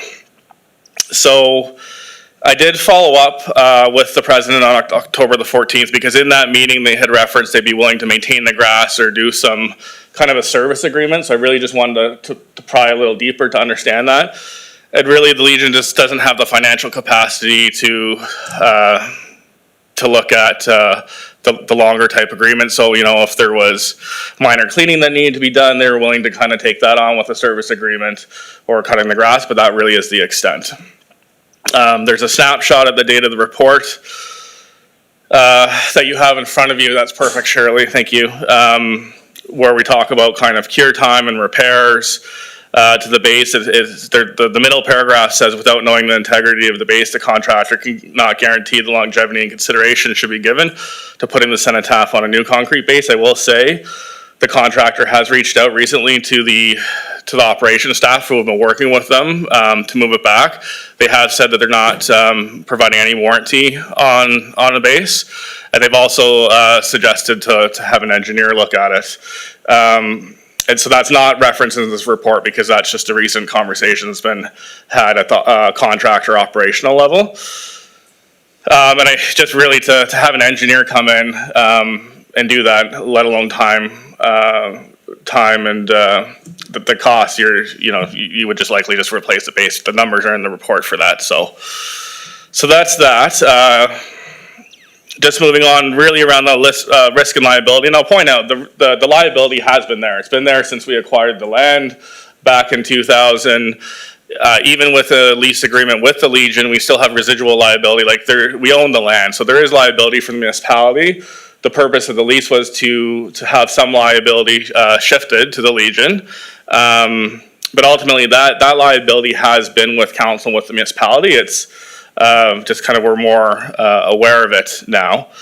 It's more in the forefront. And so the other piece, though, is the future maintenance and repairs to the cenotaph itself and associated structures that basically would have to be covered by the general tax long term. So just the legislative authority.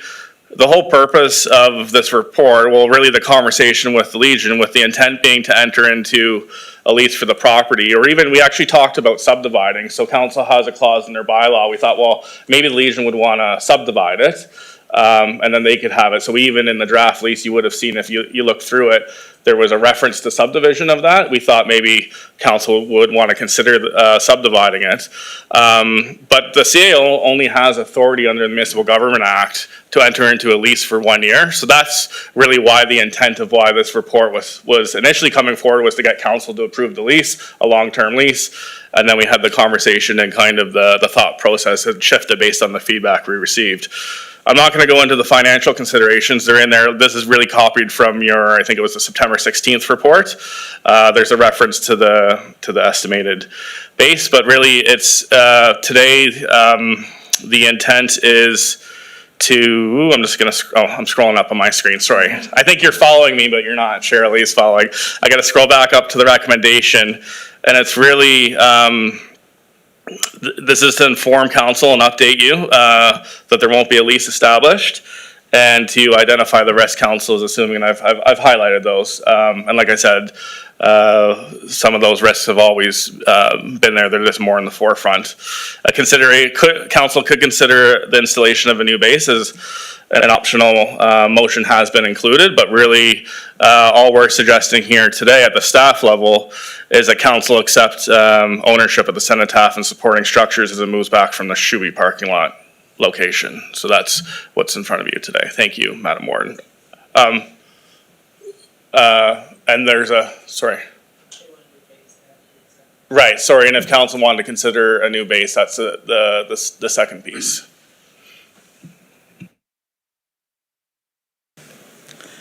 Thank you, Adam. Okay, Councillor Perry. Oh.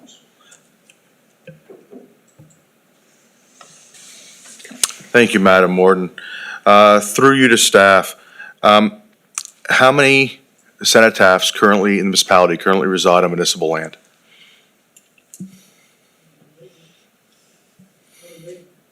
One in Uniac does too.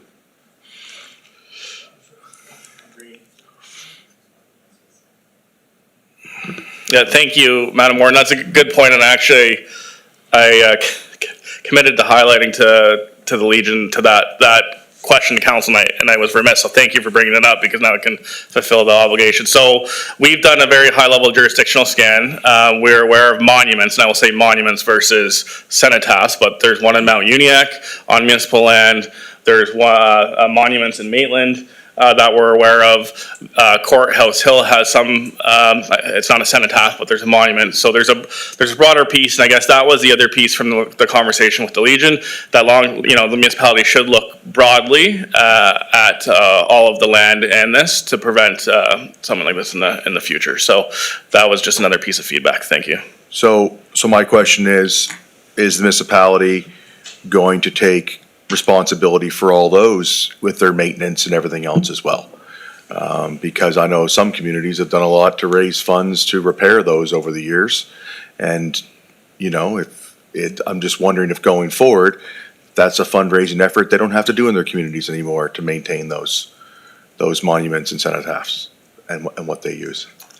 Through you, Madam Warden, we don't have that as a practice or at all of the municipality or direction. So that, as of today, that isn't something we have in our budgets, in our work plans, assessments. It isn't something we have looked at a larger scale.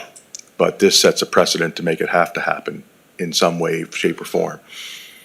I don't know if the CEO wants to comment on that.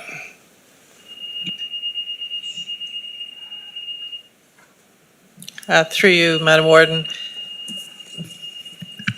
The answer is yes, it would set a precedent if you want it to. It does set a precedent. How council wants to deal with that is up to council. Because I'm just looking at this whole thing as general tax money until we find another source of funding, right? Because we don't know what about surplus. And so, the residents in Maitland and everywhere else are going to be paying for the maintenance of this, but they got to then fundraise to fix up their own one. And I don't think that's quite, I'd say, fair and equitable that in the other areas they don't get the same treatment. And this whole thing has been a mess, in my opinion. And I don't think the mistake was made that we moved the cenotaph. The mistake was made that we didn't consult with the public. And then we made a second mistake by not consulting with the public in any public forum, other than having one group come in and do a presentation, but there was no public meeting that allowed anybody else to speak for or against. And we made another decision without engaging the public, and we lead to messes like this.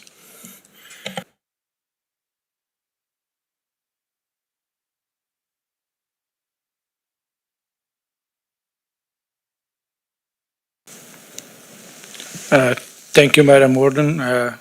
Going forward, I expect the municipality to take responsibility on anything on their land. I think that's our responsibility.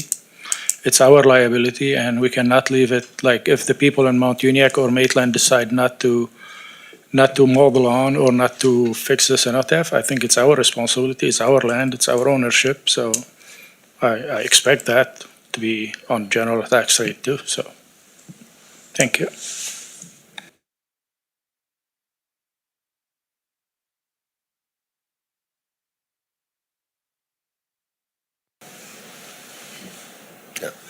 Thank you, Warden. Yes, I agree with everything that Councilors Perry and Musa said. I was going to bring up the same thing. If we're going to look after the monument in Shubby, we better be prepared to look after the monuments everywhere. Secondly, I haven't any problem with moving the monument back. I wish I'd understood back a year ago, October 2024, that the Legion didn't want the monument, but unfortunately there was some confusion there. And we did, I stated it before, and I think we did again, we just tried to correct an error by doing another error, and two errors aren't going to correct anything. So I think we've made a mistake also by committing to move it back to by the 11th of November, because now we're not going to take the time to put it in a proper base. If we're going to take this, we should take the time to put the proper base in. Also, this idea that it would cause great distress not to have the ceremony at the cenotaph at its old location doesn't square with what happened in previous years. And Councillor Merriam was there last year with inclement weather. It's happened last year and many years. The ceremony wasn't held at the cenotaph. It was held at the United Church. There were over 500 people in attendance last year, and I know that because the church has a capacity of 500 and it was overflowing. People couldn't get in. So I didn't see anybody under great distress just because the ceremony wasn't held at the monument. And again, if we have inclement weather like we had last night in Shubenacadie at the time of the November 11th ceremony this year, I'm quite sure it won't be held outside regardless of where the cenotaph is. And apparently from what Director Adamson just said, the Legion is fine with having the ceremony at the present location for this year until we can move it back. So let's do this correctly.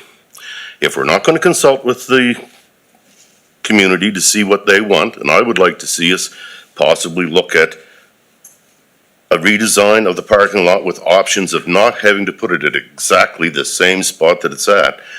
And I think there's lots of good reasons, the steps, the closeness, the difficulty. People just yesterday talked to me about how difficult it is to lay wreaths in front of the monument because of the small space that's there. We may want to locate it slightly different within the parking lot and allow for a better parking lot development. So I don't think it's imperative that we move it right away. I think it's better we hold off and do it right this time. Lots of mistakes have been made. Let's not make another one. Now, in order to do that, I would assume I would need to make a motion to that. Well, just before, I just would like to comment that the motion that was made to move it back did not include a commitment to do it before Remembrance Day. The motion did not. There was discussion after the motion passed that we should try to do it by Remembrance Day, but that was never formalized in a motion. So the CAO can correct me if I'm wrong. Okay, that's correct. There is no commitment to have it done before Remembrance Day. And if I remember correctly, the folks who are here were told we would take that into consideration and make every effort to do so. However, with the new information on the somewhat dilapidated condition of the pre-existing base, that is new information. So I just wanted to clarify that. Thank you, Warden. And so, yes, I hope we, council will take that into consideration, that it's better to do this right, move it back to a correct spot, maybe reconsider a slightly different location within our property. I don't see why it has to be at that exact location within our property.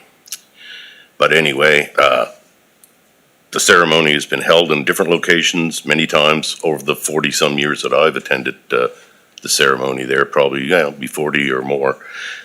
Used to go there when we still went to elementary school during the day. And when you got to grade 5, you got to go up to the monument for the ceremony, but everything didn't shut down in those days. You just took 2 minutes of silence when you're in the school, and grade 5 and 6 marched up to the ceremony with everybody else that was attended. Anyway, that's all for me. Thank you.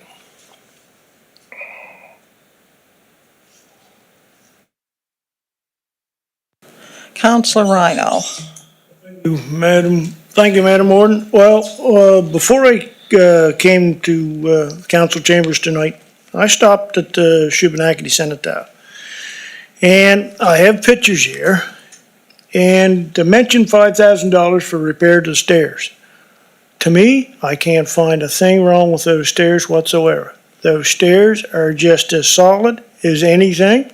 So I said, well, they must be talking about the handrail. So I shook the hand. You couldn't shake the handrail. It was solid. So I don't know where you're getting $5,000 for repair to the stairs. To me, that it's a non-item. I will grant it. There is some. I assume it's where the cenotaph set down over a raised concrete pillar for the better line. That one, yes. Now, there is some deterioration there. But where you're getting $5,000 for repair of the stairs, I don't know if that's coming from a contractor or what. There's nothing wrong with those stairs. Now, they are old and they may need cleaned up a bit. They're weathered, but that's all with the stairs. And if you're gonna wait and do this, I think we if it passes, if there's a motion made and if it passes, we're gonna have to come out with a public statement of why we're not moving it back. And I understand, because I asked the question, and Adam's response was, we're gonna try our best to get it back there, but we can't make no promises. That was the truth on that. So there was no motion. So, anyway, stairs are a no-go for me, there's no need. And the motion was to put it back, so whether we put a new base or repair that base, I think it's quite apparent that we put that back in the same location, then it's back, it's done with. Work your parking lot around that from there. Because that was what we were going to do originally in there, was work around that cenotaph and go from there. Thank you.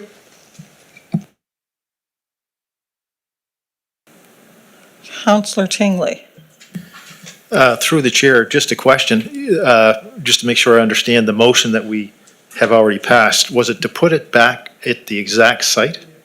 And now we're considering not putting it back on the exact site? The concern at present is, and I respect that Councillor Rhino feels there are no structural problems with the steps, but where we're at is that the original place may or may not need significant work to make it safe and last a long time. We have opinions from the contractor who aren't going to warranty their work without more inspection and information.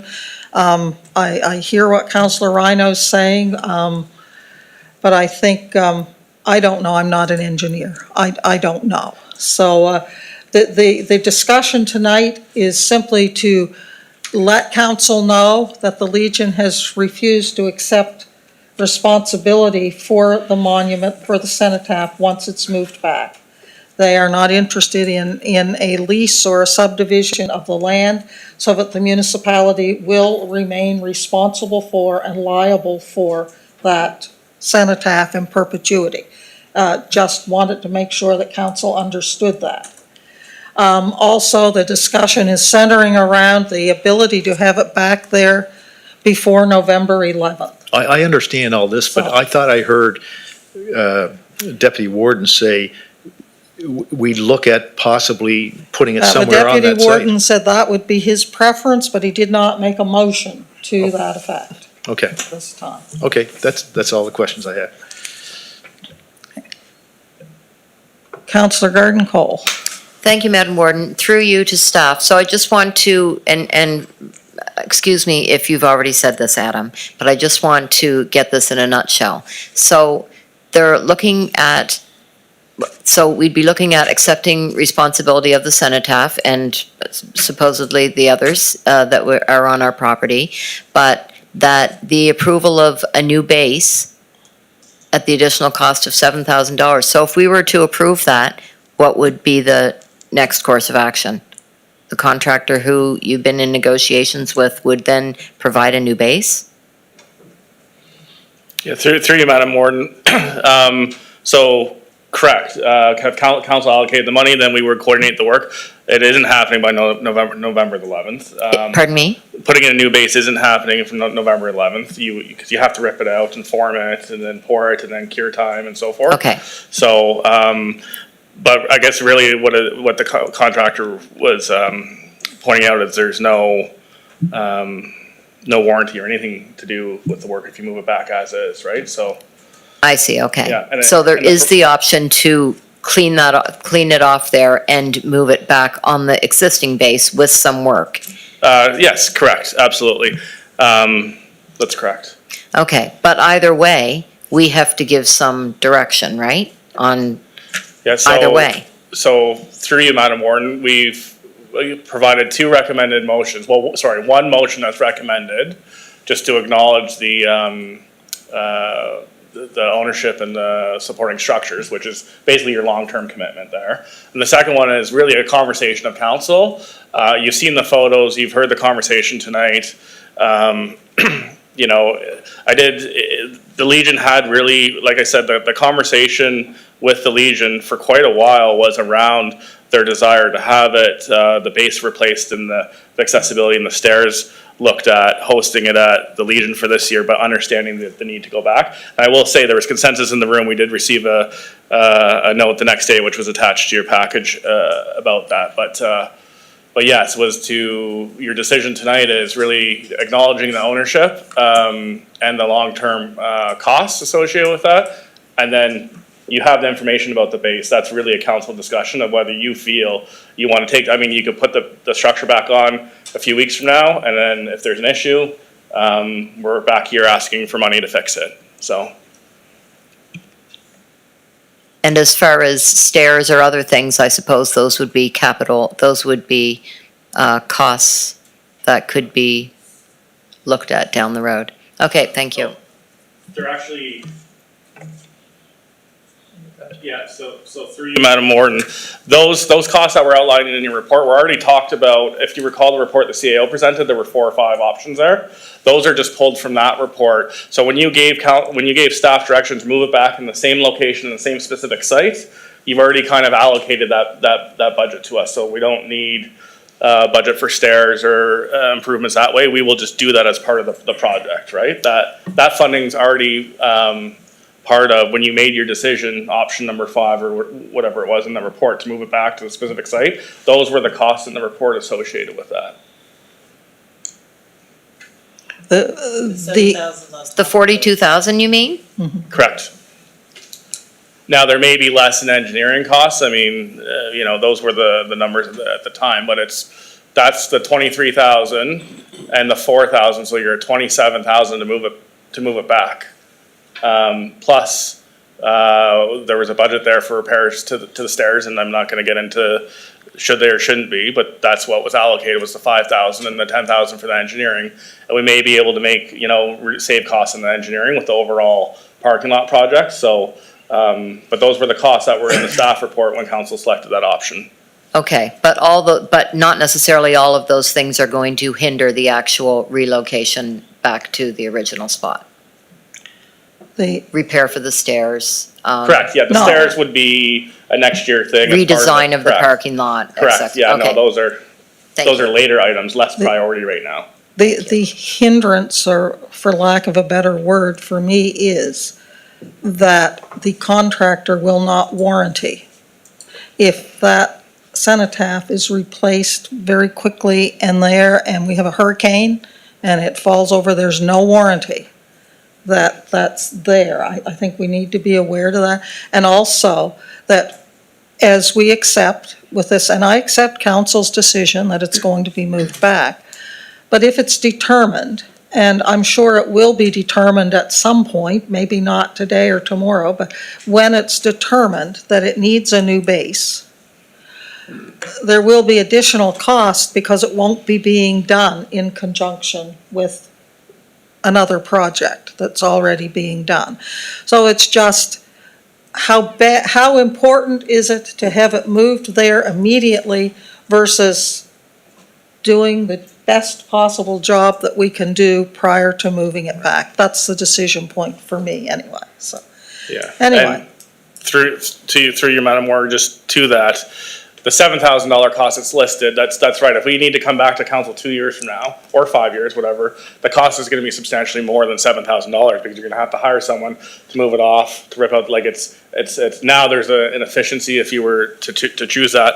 And the other thing that was in the report, and I'm given the topic, I think I should at least highlight it to council, was in the report, just around the insurance side. Our deductible is pretty high being a municipality, so if something happens, a truck backs into it or something like that, we're likely paying for the repairs versus going through insurance because of our deductible levels. So that's just another nuance in the report, but given the topic, I just wanted to put that out there publicly as well to council. Okay, CAO. Thank you, Madam Warden. Just to Council Reiner's question about the stairs, the estimated cost for the stairs were to make them more accessible, so to improve the alignment with proper rise and run of those stairs. Throughout all of the documentation we've received from folks in the community, one consistent theme was about the accessibility of the current site and how the veterans, as they age, are finding it more and more difficult to use the site as it was intended.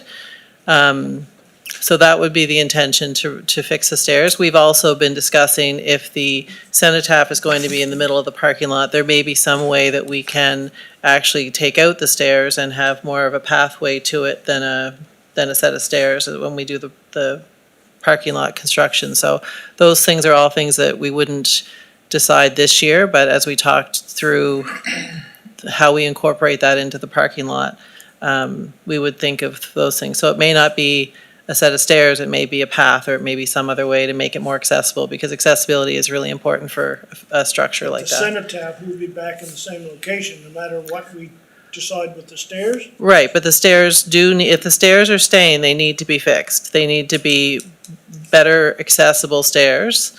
There is also discussion around, do we need stairs, or could we make it a pathway to the cenotaph?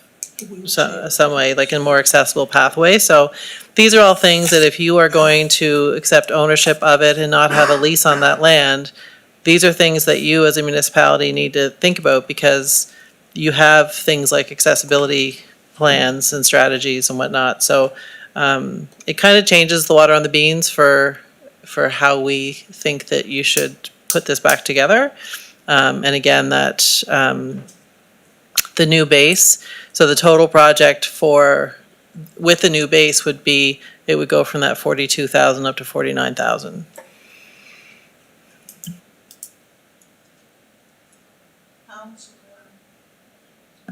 Councillor Mitchell. Thank you, Madam Warden. Just thinking outside the box for me, I'm looking at liability. And I watch the news all the time and I see cemeteries being vandalized and stones being turned over. If something does happen to the monument and it gets broken, whichever way, hurricane or somebody pulls it over, are we responsible to replace it with a new one, or do we repair the one that's broken, or there's a lot of liability issues that are tied to all this project. So could you clarify what you're thinking? Well, it's really the council decision of the day, but I think if you own it and you're accepting that on, you would maintain it long-term for its original intended purpose. So the answer would likely be yes, but that would be the council conversation of the day. But I couldn't see a council not deciding to repair it, but that's a future council. That's where the liability part's always the part that makes me think long-term. And that's all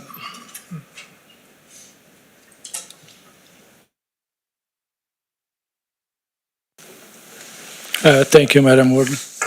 Well, Adam, knowing the urgency that people want it back before Remembrance Day. So we had 42,000. Why didn't the work start on the base before we even, and you come back for some money for the study or for something like that? Couldn't we do that before? Like, I don't think as a municipality we want to put something on a base that is not warranted by the contractor. I think that's something in our like policy. Like, we don't do something halfway. We do it full. Like, we go full into it. So why that work didn't start before you even come here, or on Tuesday you could come back, okay, like any other project that Jesse comes in, we need an extra 7,000 instead of including all that report for the lease and everything and make us, but probably we wasted those 2 days. So I'm not blaming it on anybody, but that's how I think that should have been taken care of first before you come back for some more money, because we're not gonna get it short. And we know, like, we don't do something halfway, we gotta do it full tilt. So that's my point. Thank you. Through you, Madam Warden. So the report is back here, and it was supposed to be back on Tuesday, because I made a commitment to council that we would have a lease with the Legion before we moved the cenotaph back. That was one of the caveats when Councillor Rhino said, well, can we get it back before November 11th?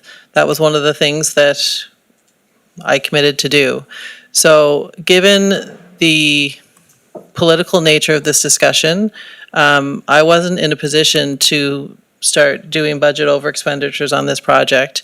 And as far as I know at this point, we do need the $42,000 that we have committed. So to spend another $7,000 when the conversation around the table was very charged around the amount of money that was going to be spent and where the money was going to come from, I didn't feel that I had the authority or should be making the decision to spend extra money on this project without council's authority to move ahead. There was never a guarantee from the contractor that we could get this done in time for November 11th. If there were going to be repairs to the base, could you get it back in time? Maybe. He's been sort of in line, but also to fit us in through different work that they already had on their schedule. So most of this is out of our control as far as when this work gets done. But given the nature of this decision, I certainly was not going to overspend on this project without coming back for council approval. So that's not on Adam, that's definitely on me. Oh, no, it's not. I'm not blaming anybody, but I wonder why it didn't happen like that. And there's many.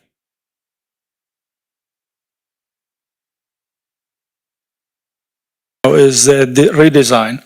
Is the redesign of the cenotaph. So we had enough to move it back, but the redesign, it have to be, we could have talked about it after, but it's all happened now. I don't know, I don't want to blame anybody, but that's how I felt it should have been done. Thank you.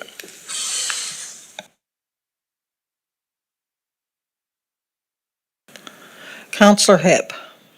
Madam Warden, couple of things. Listen to everybody talk here and all the information that's being passed out there. And that I know the motion was to put it back to exact location. And it looks like we're not going to be able to do that. What I would like to see is a couple of concept plans made up, but what the whole area is going to look like with different locations for the cenotaph, and have a community meeting and present these concepts to the community. Let them decide exactly where it is. I mean, to put it back where it is going to cost a lot of money. There's a lot of issues with it. And there's a lot of people might say, well, you know, maybe we should move it here. Or maybe we should redesign it, you know, things like that. I think the community should at least know what can be done to that property with what's there. And if we're going to do it, do it, if we're going to do it right. So I would like to see the community involved in this, but they should have some options to look at as what they want to do, and if they want it back in the exact location on the exact stuff. It's not going to happen this year, but if that's what they want, then that's what we'll do. But I think they should have some input at least on what's out there. The second thing I want to bring up too is a liability. And when they hold the Senate, the road is shut down. Does the RCMP shut that down, or does the Legion shut it down, or they just stop? Is any authority that actually shuts that down during the ceremony? Does anybody know that? I do.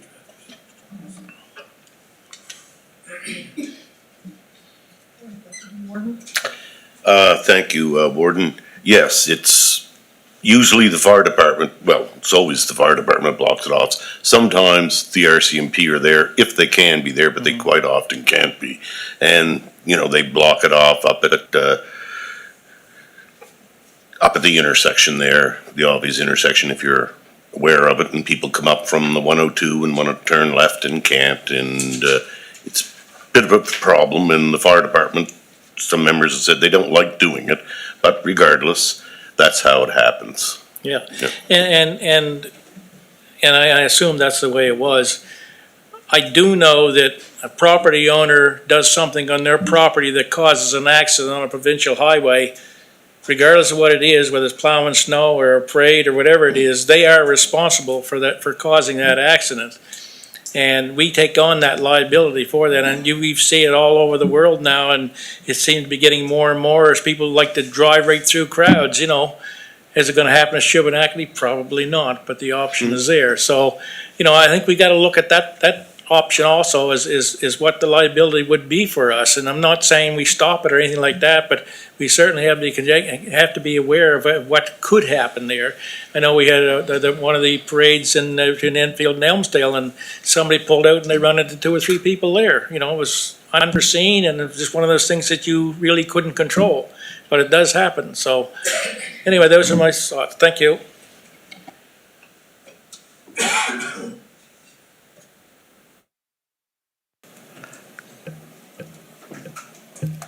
Councillor Rhino. Thank you, Madam Warden. Through you to Adam. Adam, did not you say we had the liability anyway because we owned the property? So we're just aware of now that we have the liability because there is no lease? Sorry, wrong mic. That's one.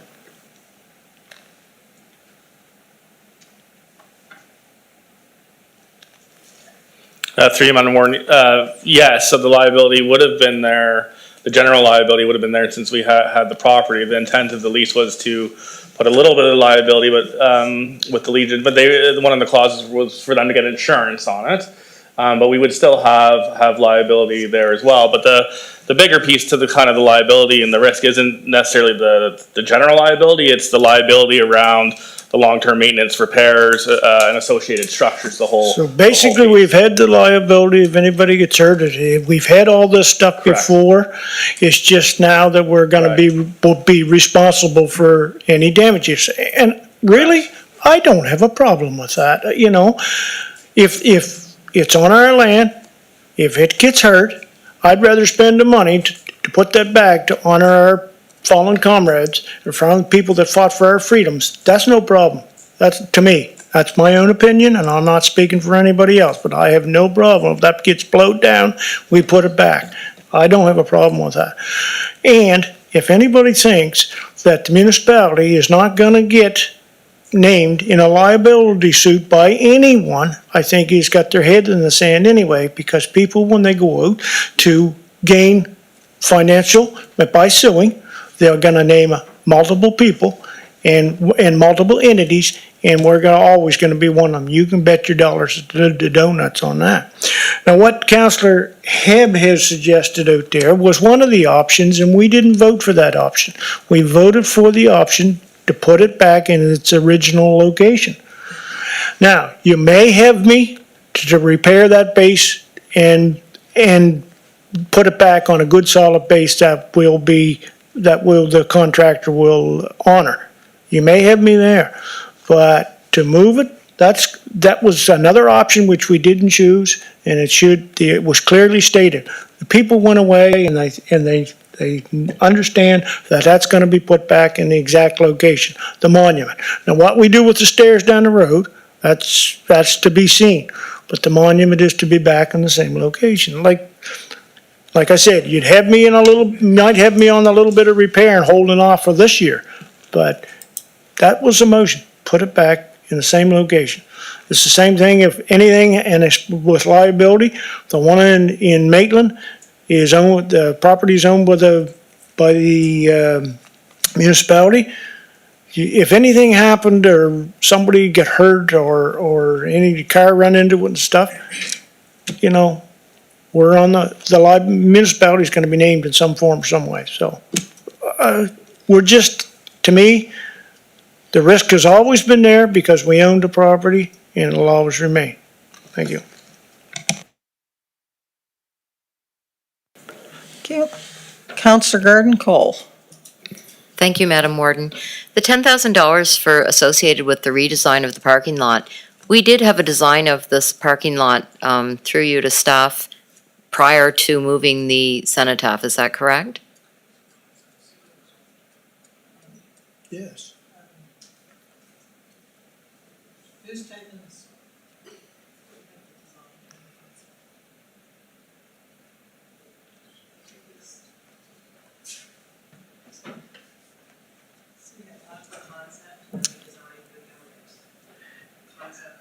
Right, so through you, Madam Warden, we had a concept design done of the parking lot with the cenotaph remaining.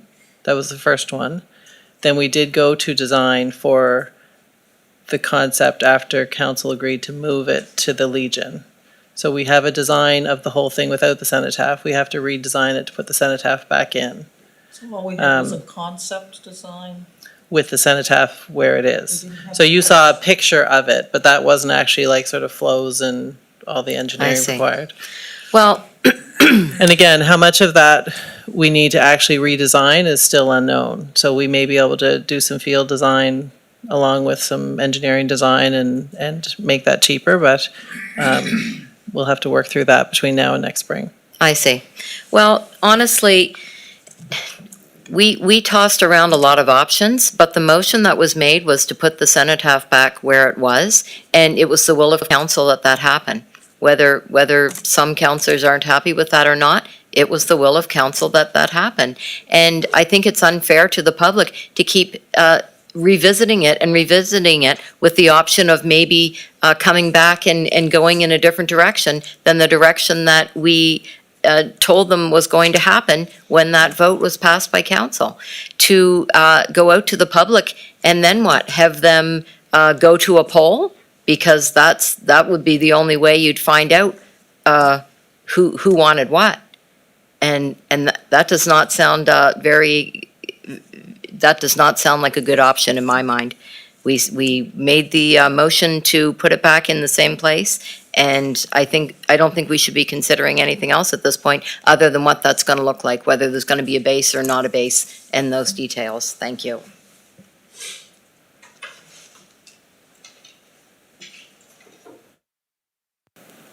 Councillor Merriam. Yes, thank you. Very interesting discussion, of course. A question about our perception of ownership and, just the structure of that historically. So, what has it been, about 25 years that it's been housed on municipal, roughly 25 years on municipal property?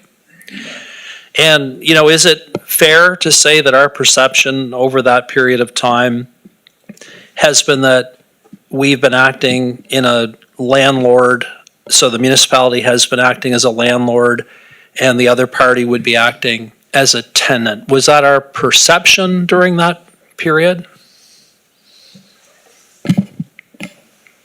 Through you, Madam Warden, I can only give you what my perception was. I always believed that the Legion was responsible for the cenotaph.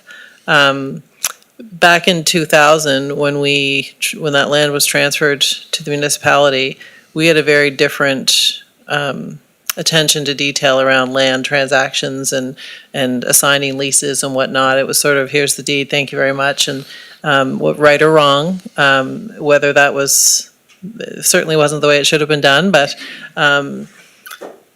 so as we've moved and matured in our real estate transaction and real estate management, we've been fixing a lot of those things from the 1990s, 2000s, earlier days. So that is why we would not accept a piece of land now from CN that had a lease attached to it and not get the lease and not have it assigned and not, so we're working through some of the properties that we've acquired over the last few years. We're working through those processes now. Some of them take time. But we certainly, the Legion was the stewards of the cenotaph. I think that's probably the proper way to put it. They were taking responsibility for the maintenance and management and, and we didn't have a lease with them, but, so there was no landlord-tenant relationship, but they were certainly the stewards. So I guess where I'm going with that is with the recommended motion that council accept ownership of the cenotaph and supporting structures. I'm not moving this motion, but as it moves back to the Shubenacadie parking lot location, it just seems that it's a bit different from maybe our perception of the past. And, I guess in first thinking about this, it's just going back to where it was before and it's like it was before. And now we have the draft lease, which I know that's, not going forward, but, just in a quick read through that, you're getting familiar with some of the terminology and it just seems like we've been acting as, we own the land, we've been acting as landlord. Why, this is the question, why do we have to be so definitive in that terminology of ownership of the cenotaph?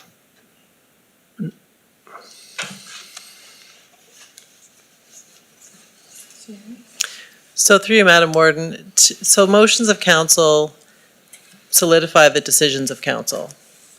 So where you have cenotaphs, monuments in different locations, you have some that are owned by the municipality, some that aren't.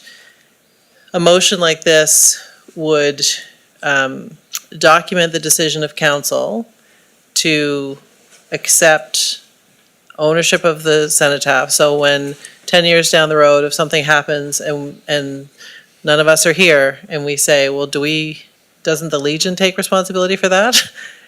We can come back to this motion and it's decided that decision of council to assume that responsibility, because it's an anomaly, is documented for future councils.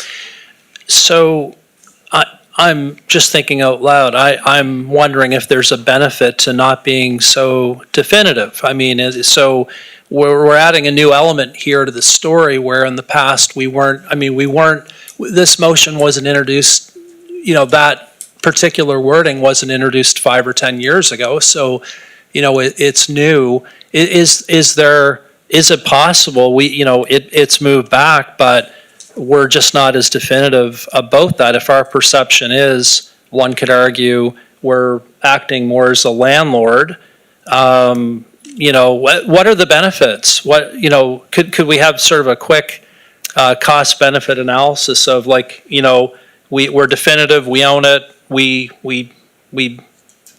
think we're landlord.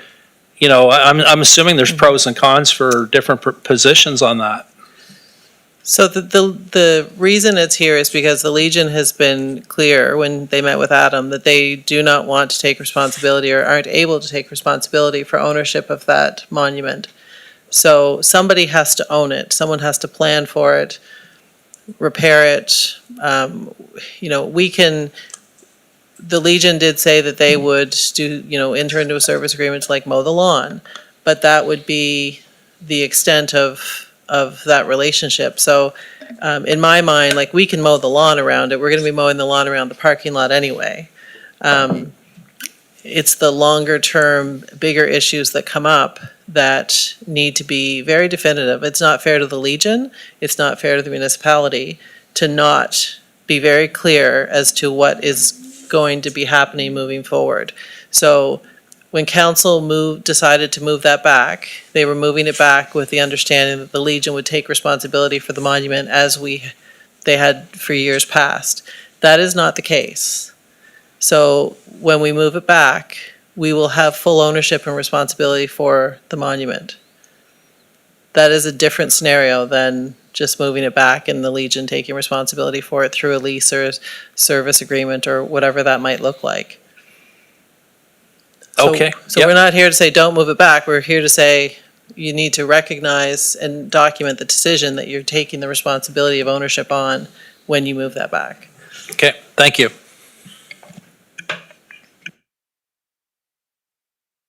Okay. Counselor Tingley. Through the chair, the bottom line is the Legion wants absolutely nothing to do with the cenotaph. They want it off their property. So, They haven't said that. oh, I think they have very No. clearly. But that. Adam?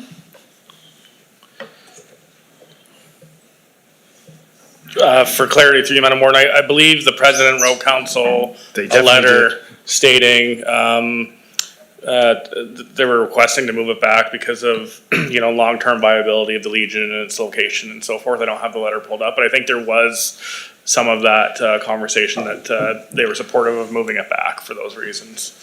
Paraphrasing that. They don't want a lease, they don't want to maintain it. Yeah. They might want to mow the lawn, so the Legion is a red herring at this stage. Just through you, Madam Warden, I just want to kind of frame that slightly. The Legion has pride in it, and it's more around the capacity. The conversation was very positive with the Legion. Oh, I understand members. that, Okay. the niceties about it, but as far as perception and ownership, the community originally bought this, so we can claim we own it, and in a sort of a way, we do own it. The bottom line is we're the occupiers of that property, and we had liability while it was on our property for a period of time, and when it goes back there, we'll have the same liability. We've already gone through this. I agree with pretty well everything that Councillor Rhino said. As far as the base is concerned, I don't think there's any question we have to replace the base. You can't, I certainly wouldn't want to put it back without a warranty by the contractor. Whether the base really has to be replaced or not, I'm not 100% sure. It looks like it's got a pretty bad crack on it. But I would not take a chance without replacing the base. We've already made the decision on it. We're talking about this for a long time. I'm prepared to make the two motions that are there right now. I don't see how we could do anything else at this stage. So I'm going to make the recommendations that, motion that council accept ownership of the cenotaph and the supporting structures as it moves back to the Shubenacadie parking lot location, and also. Separate motions. Okay. Separate. Okay. Moved and seconded. I have Counselor Hebb on to the motion, Counselor? No. To the motion, Counselor Perry? Yes. Go ahead. I will not be supporting this motion for the same reasons I didn't support the move back. We are making the same mistake again. We never talked to the public when the first time it was done. That caused the issue, not the location. And now we made a decision again, which I think was wrong, that we moved it back without talking to the public. There's been no public consultation to do with anything around this cenotaph. We had one group come in, but they don't represent the whole public. And so the fact that people think public consultation was done, I think is an absolute farce. I think if it is owned by the community, it's owned by all the residents of the community, not a small or a proportion of them. And all residents deserve to have the ability to have their voices heard. We never had a public hearing on this. There was never an opportunity for anybody to come in and voice their opinion. There was never a hearing saying, look, we're gonna move it. If you don't want it moved, come in and speak at this time. We had a presentation and a motion was made, right? And the fact that we are continuing to ignore the public and the community, to me, is appalling. So I will not support this motion.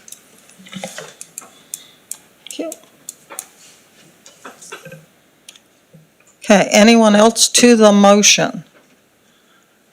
Seeing none, I would like to hand the mic to the deputy warden for one brief comment on this. As I said earlier, I did not support the move, but I certainly support the decision that council made, at this particular time. However, one thing has concerned me a bit, and with all due respect, I heard Councillor Rhino say that he had no problem accepting any liability or any cost for anything that might happen to that cenotaph going forward. I just have to state that I cannot say that for the residents of District 11. Councillor Rhino is comfortable saying that for the residents in his district. I am not, because anything I have heard from residents of my district is entirely contrary to that. So it's very difficult for me as a councillor of the district to accept that liability and say it's okay when it quite clearly is not. And I know there was liability there before. I don't know that we fully recognized how much liability before, and I am. Point of order, we're not talking about liability, we're talking about taking ownership, and you've accepted the motion. But by accepting ownership of a cenotaph, we're accepting liability. Well, it goes back on our property, which you already accepted. Am I out of order? I don't think you're out of order. Okay. So I just want to say that I won't be supporting this for the simple reason that I am not comfortable saying my residents accept that liability, because I don't believe that they are. And anyway, that's just my comment about that. And with the supporting documentation that was there, we might accept liability there, or accept ownership. There may well be people out there who don't feel, we may say we accept it, but there may well be residents out there that don't think it's ours to accept. So anyway, those are just my comments. Thank you. I guess the line is to.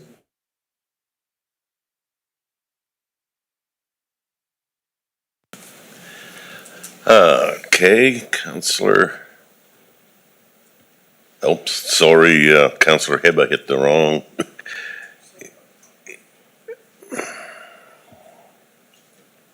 I got it this time.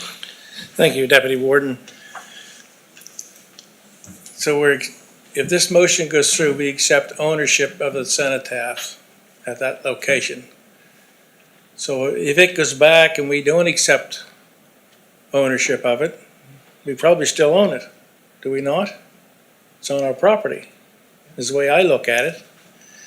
So if we own the cenotaph and it's on our property, the motion was made to put it back to the exact location where it was. And I agree with that, that's what we're gonna do. I don't think there's anything there saying we have to put it back on top of the cement slab that's there now.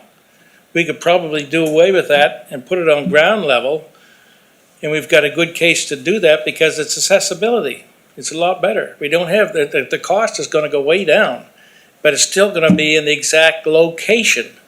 May not be sitting up on top of it, but if we own the land and we own the cenotaph one way or another, I would say we have the option to do what we wanna do with it. That's not the motion here. This might be a point of order as well. We're not talking about what basis it's going on. No, what I'm saying, if we accept ownership of it, then we have the right to do what we want to do with it. And we're not changing the location, we're just taking it off that cement, which is, it's a liability right there, but if it's sitting on ground level, all level around it, makes it better for the veterans to come there and lay wreaths or whatever it has to be done. And because we own the land and we own, the cenotaph is there, that, to me, that would be the way to go. So anyway, thank you. Thank you, Councillor. So seeing nobody else wanting to speak, we'll go to the vote.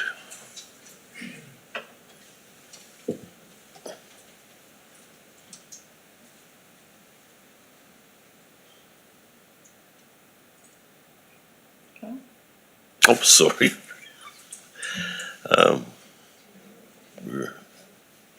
Okay, oh, here it is, yes, sorry, and the motion is passed 7-4. And how do I bring up who? Shirley has to bring it. Oh, okay. Okay, with, see, myself, Warden Rolston, Councillor Perry, Councillor Mitchell voting against. Okay, back to you, Warden. Thank you.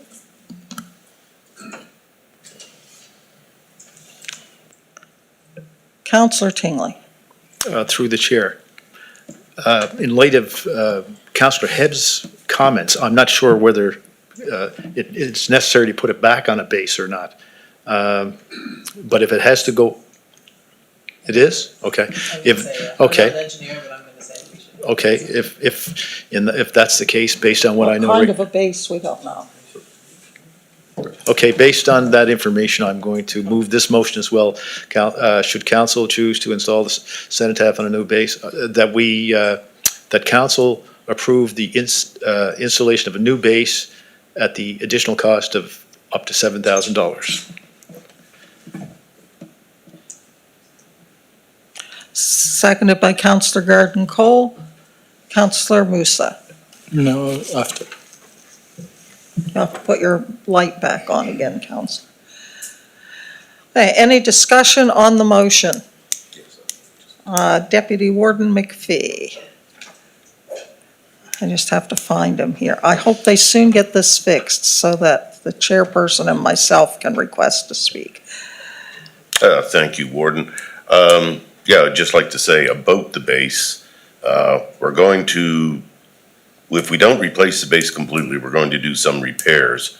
I just built a 48 square foot doorstep and it cost me $3,300. So the repairs to that base are going to be a fair amount of money regardless. So we may as well spend the $7,000 and replace the base and be done with it once and for all. After all, the existing base is over 100 years old and concrete has reached its maximum strength and starts to deteriorate quite quickly after 100 years. So I would hope everybody would realize we need a new base. To Councillor Hebb's point, yes, you can put it back in the same spot. It doesn't have to be at the exact same elevation by any means, I wouldn't think. But anyway, I'll support the motion to replace the base. Thank you. Thank you. Any further discussion on the motion? Seeing none, we will go to the vote.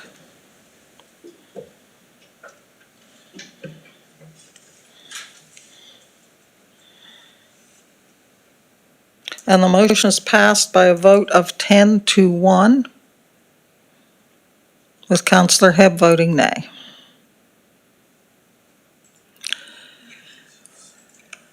Okay. Councillor Rhino.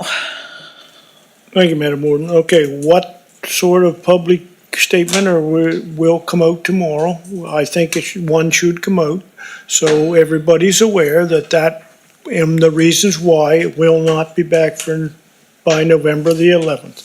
Will a statement be put out? I guess I can ask that through to the CAO.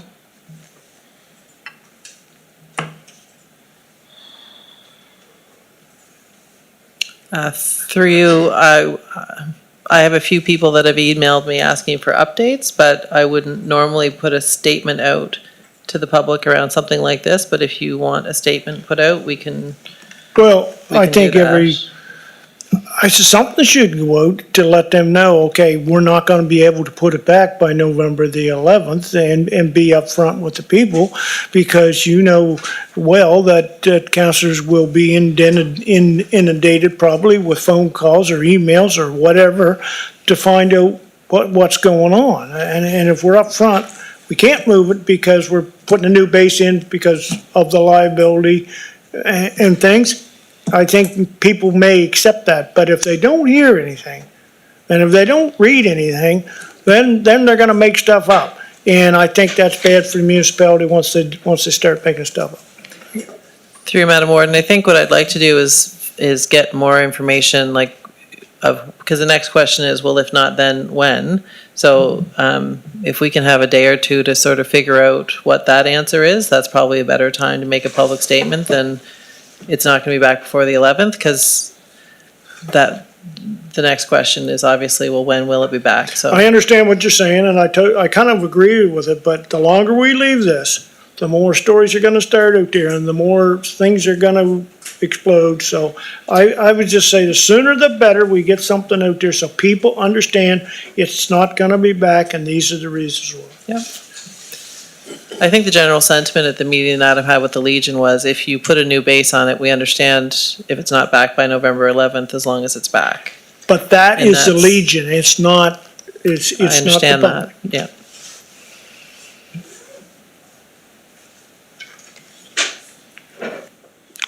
Counselor Perry. Thank you, Madam Warden.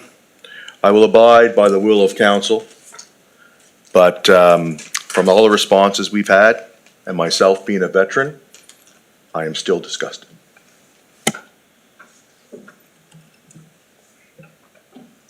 Counselor Musa.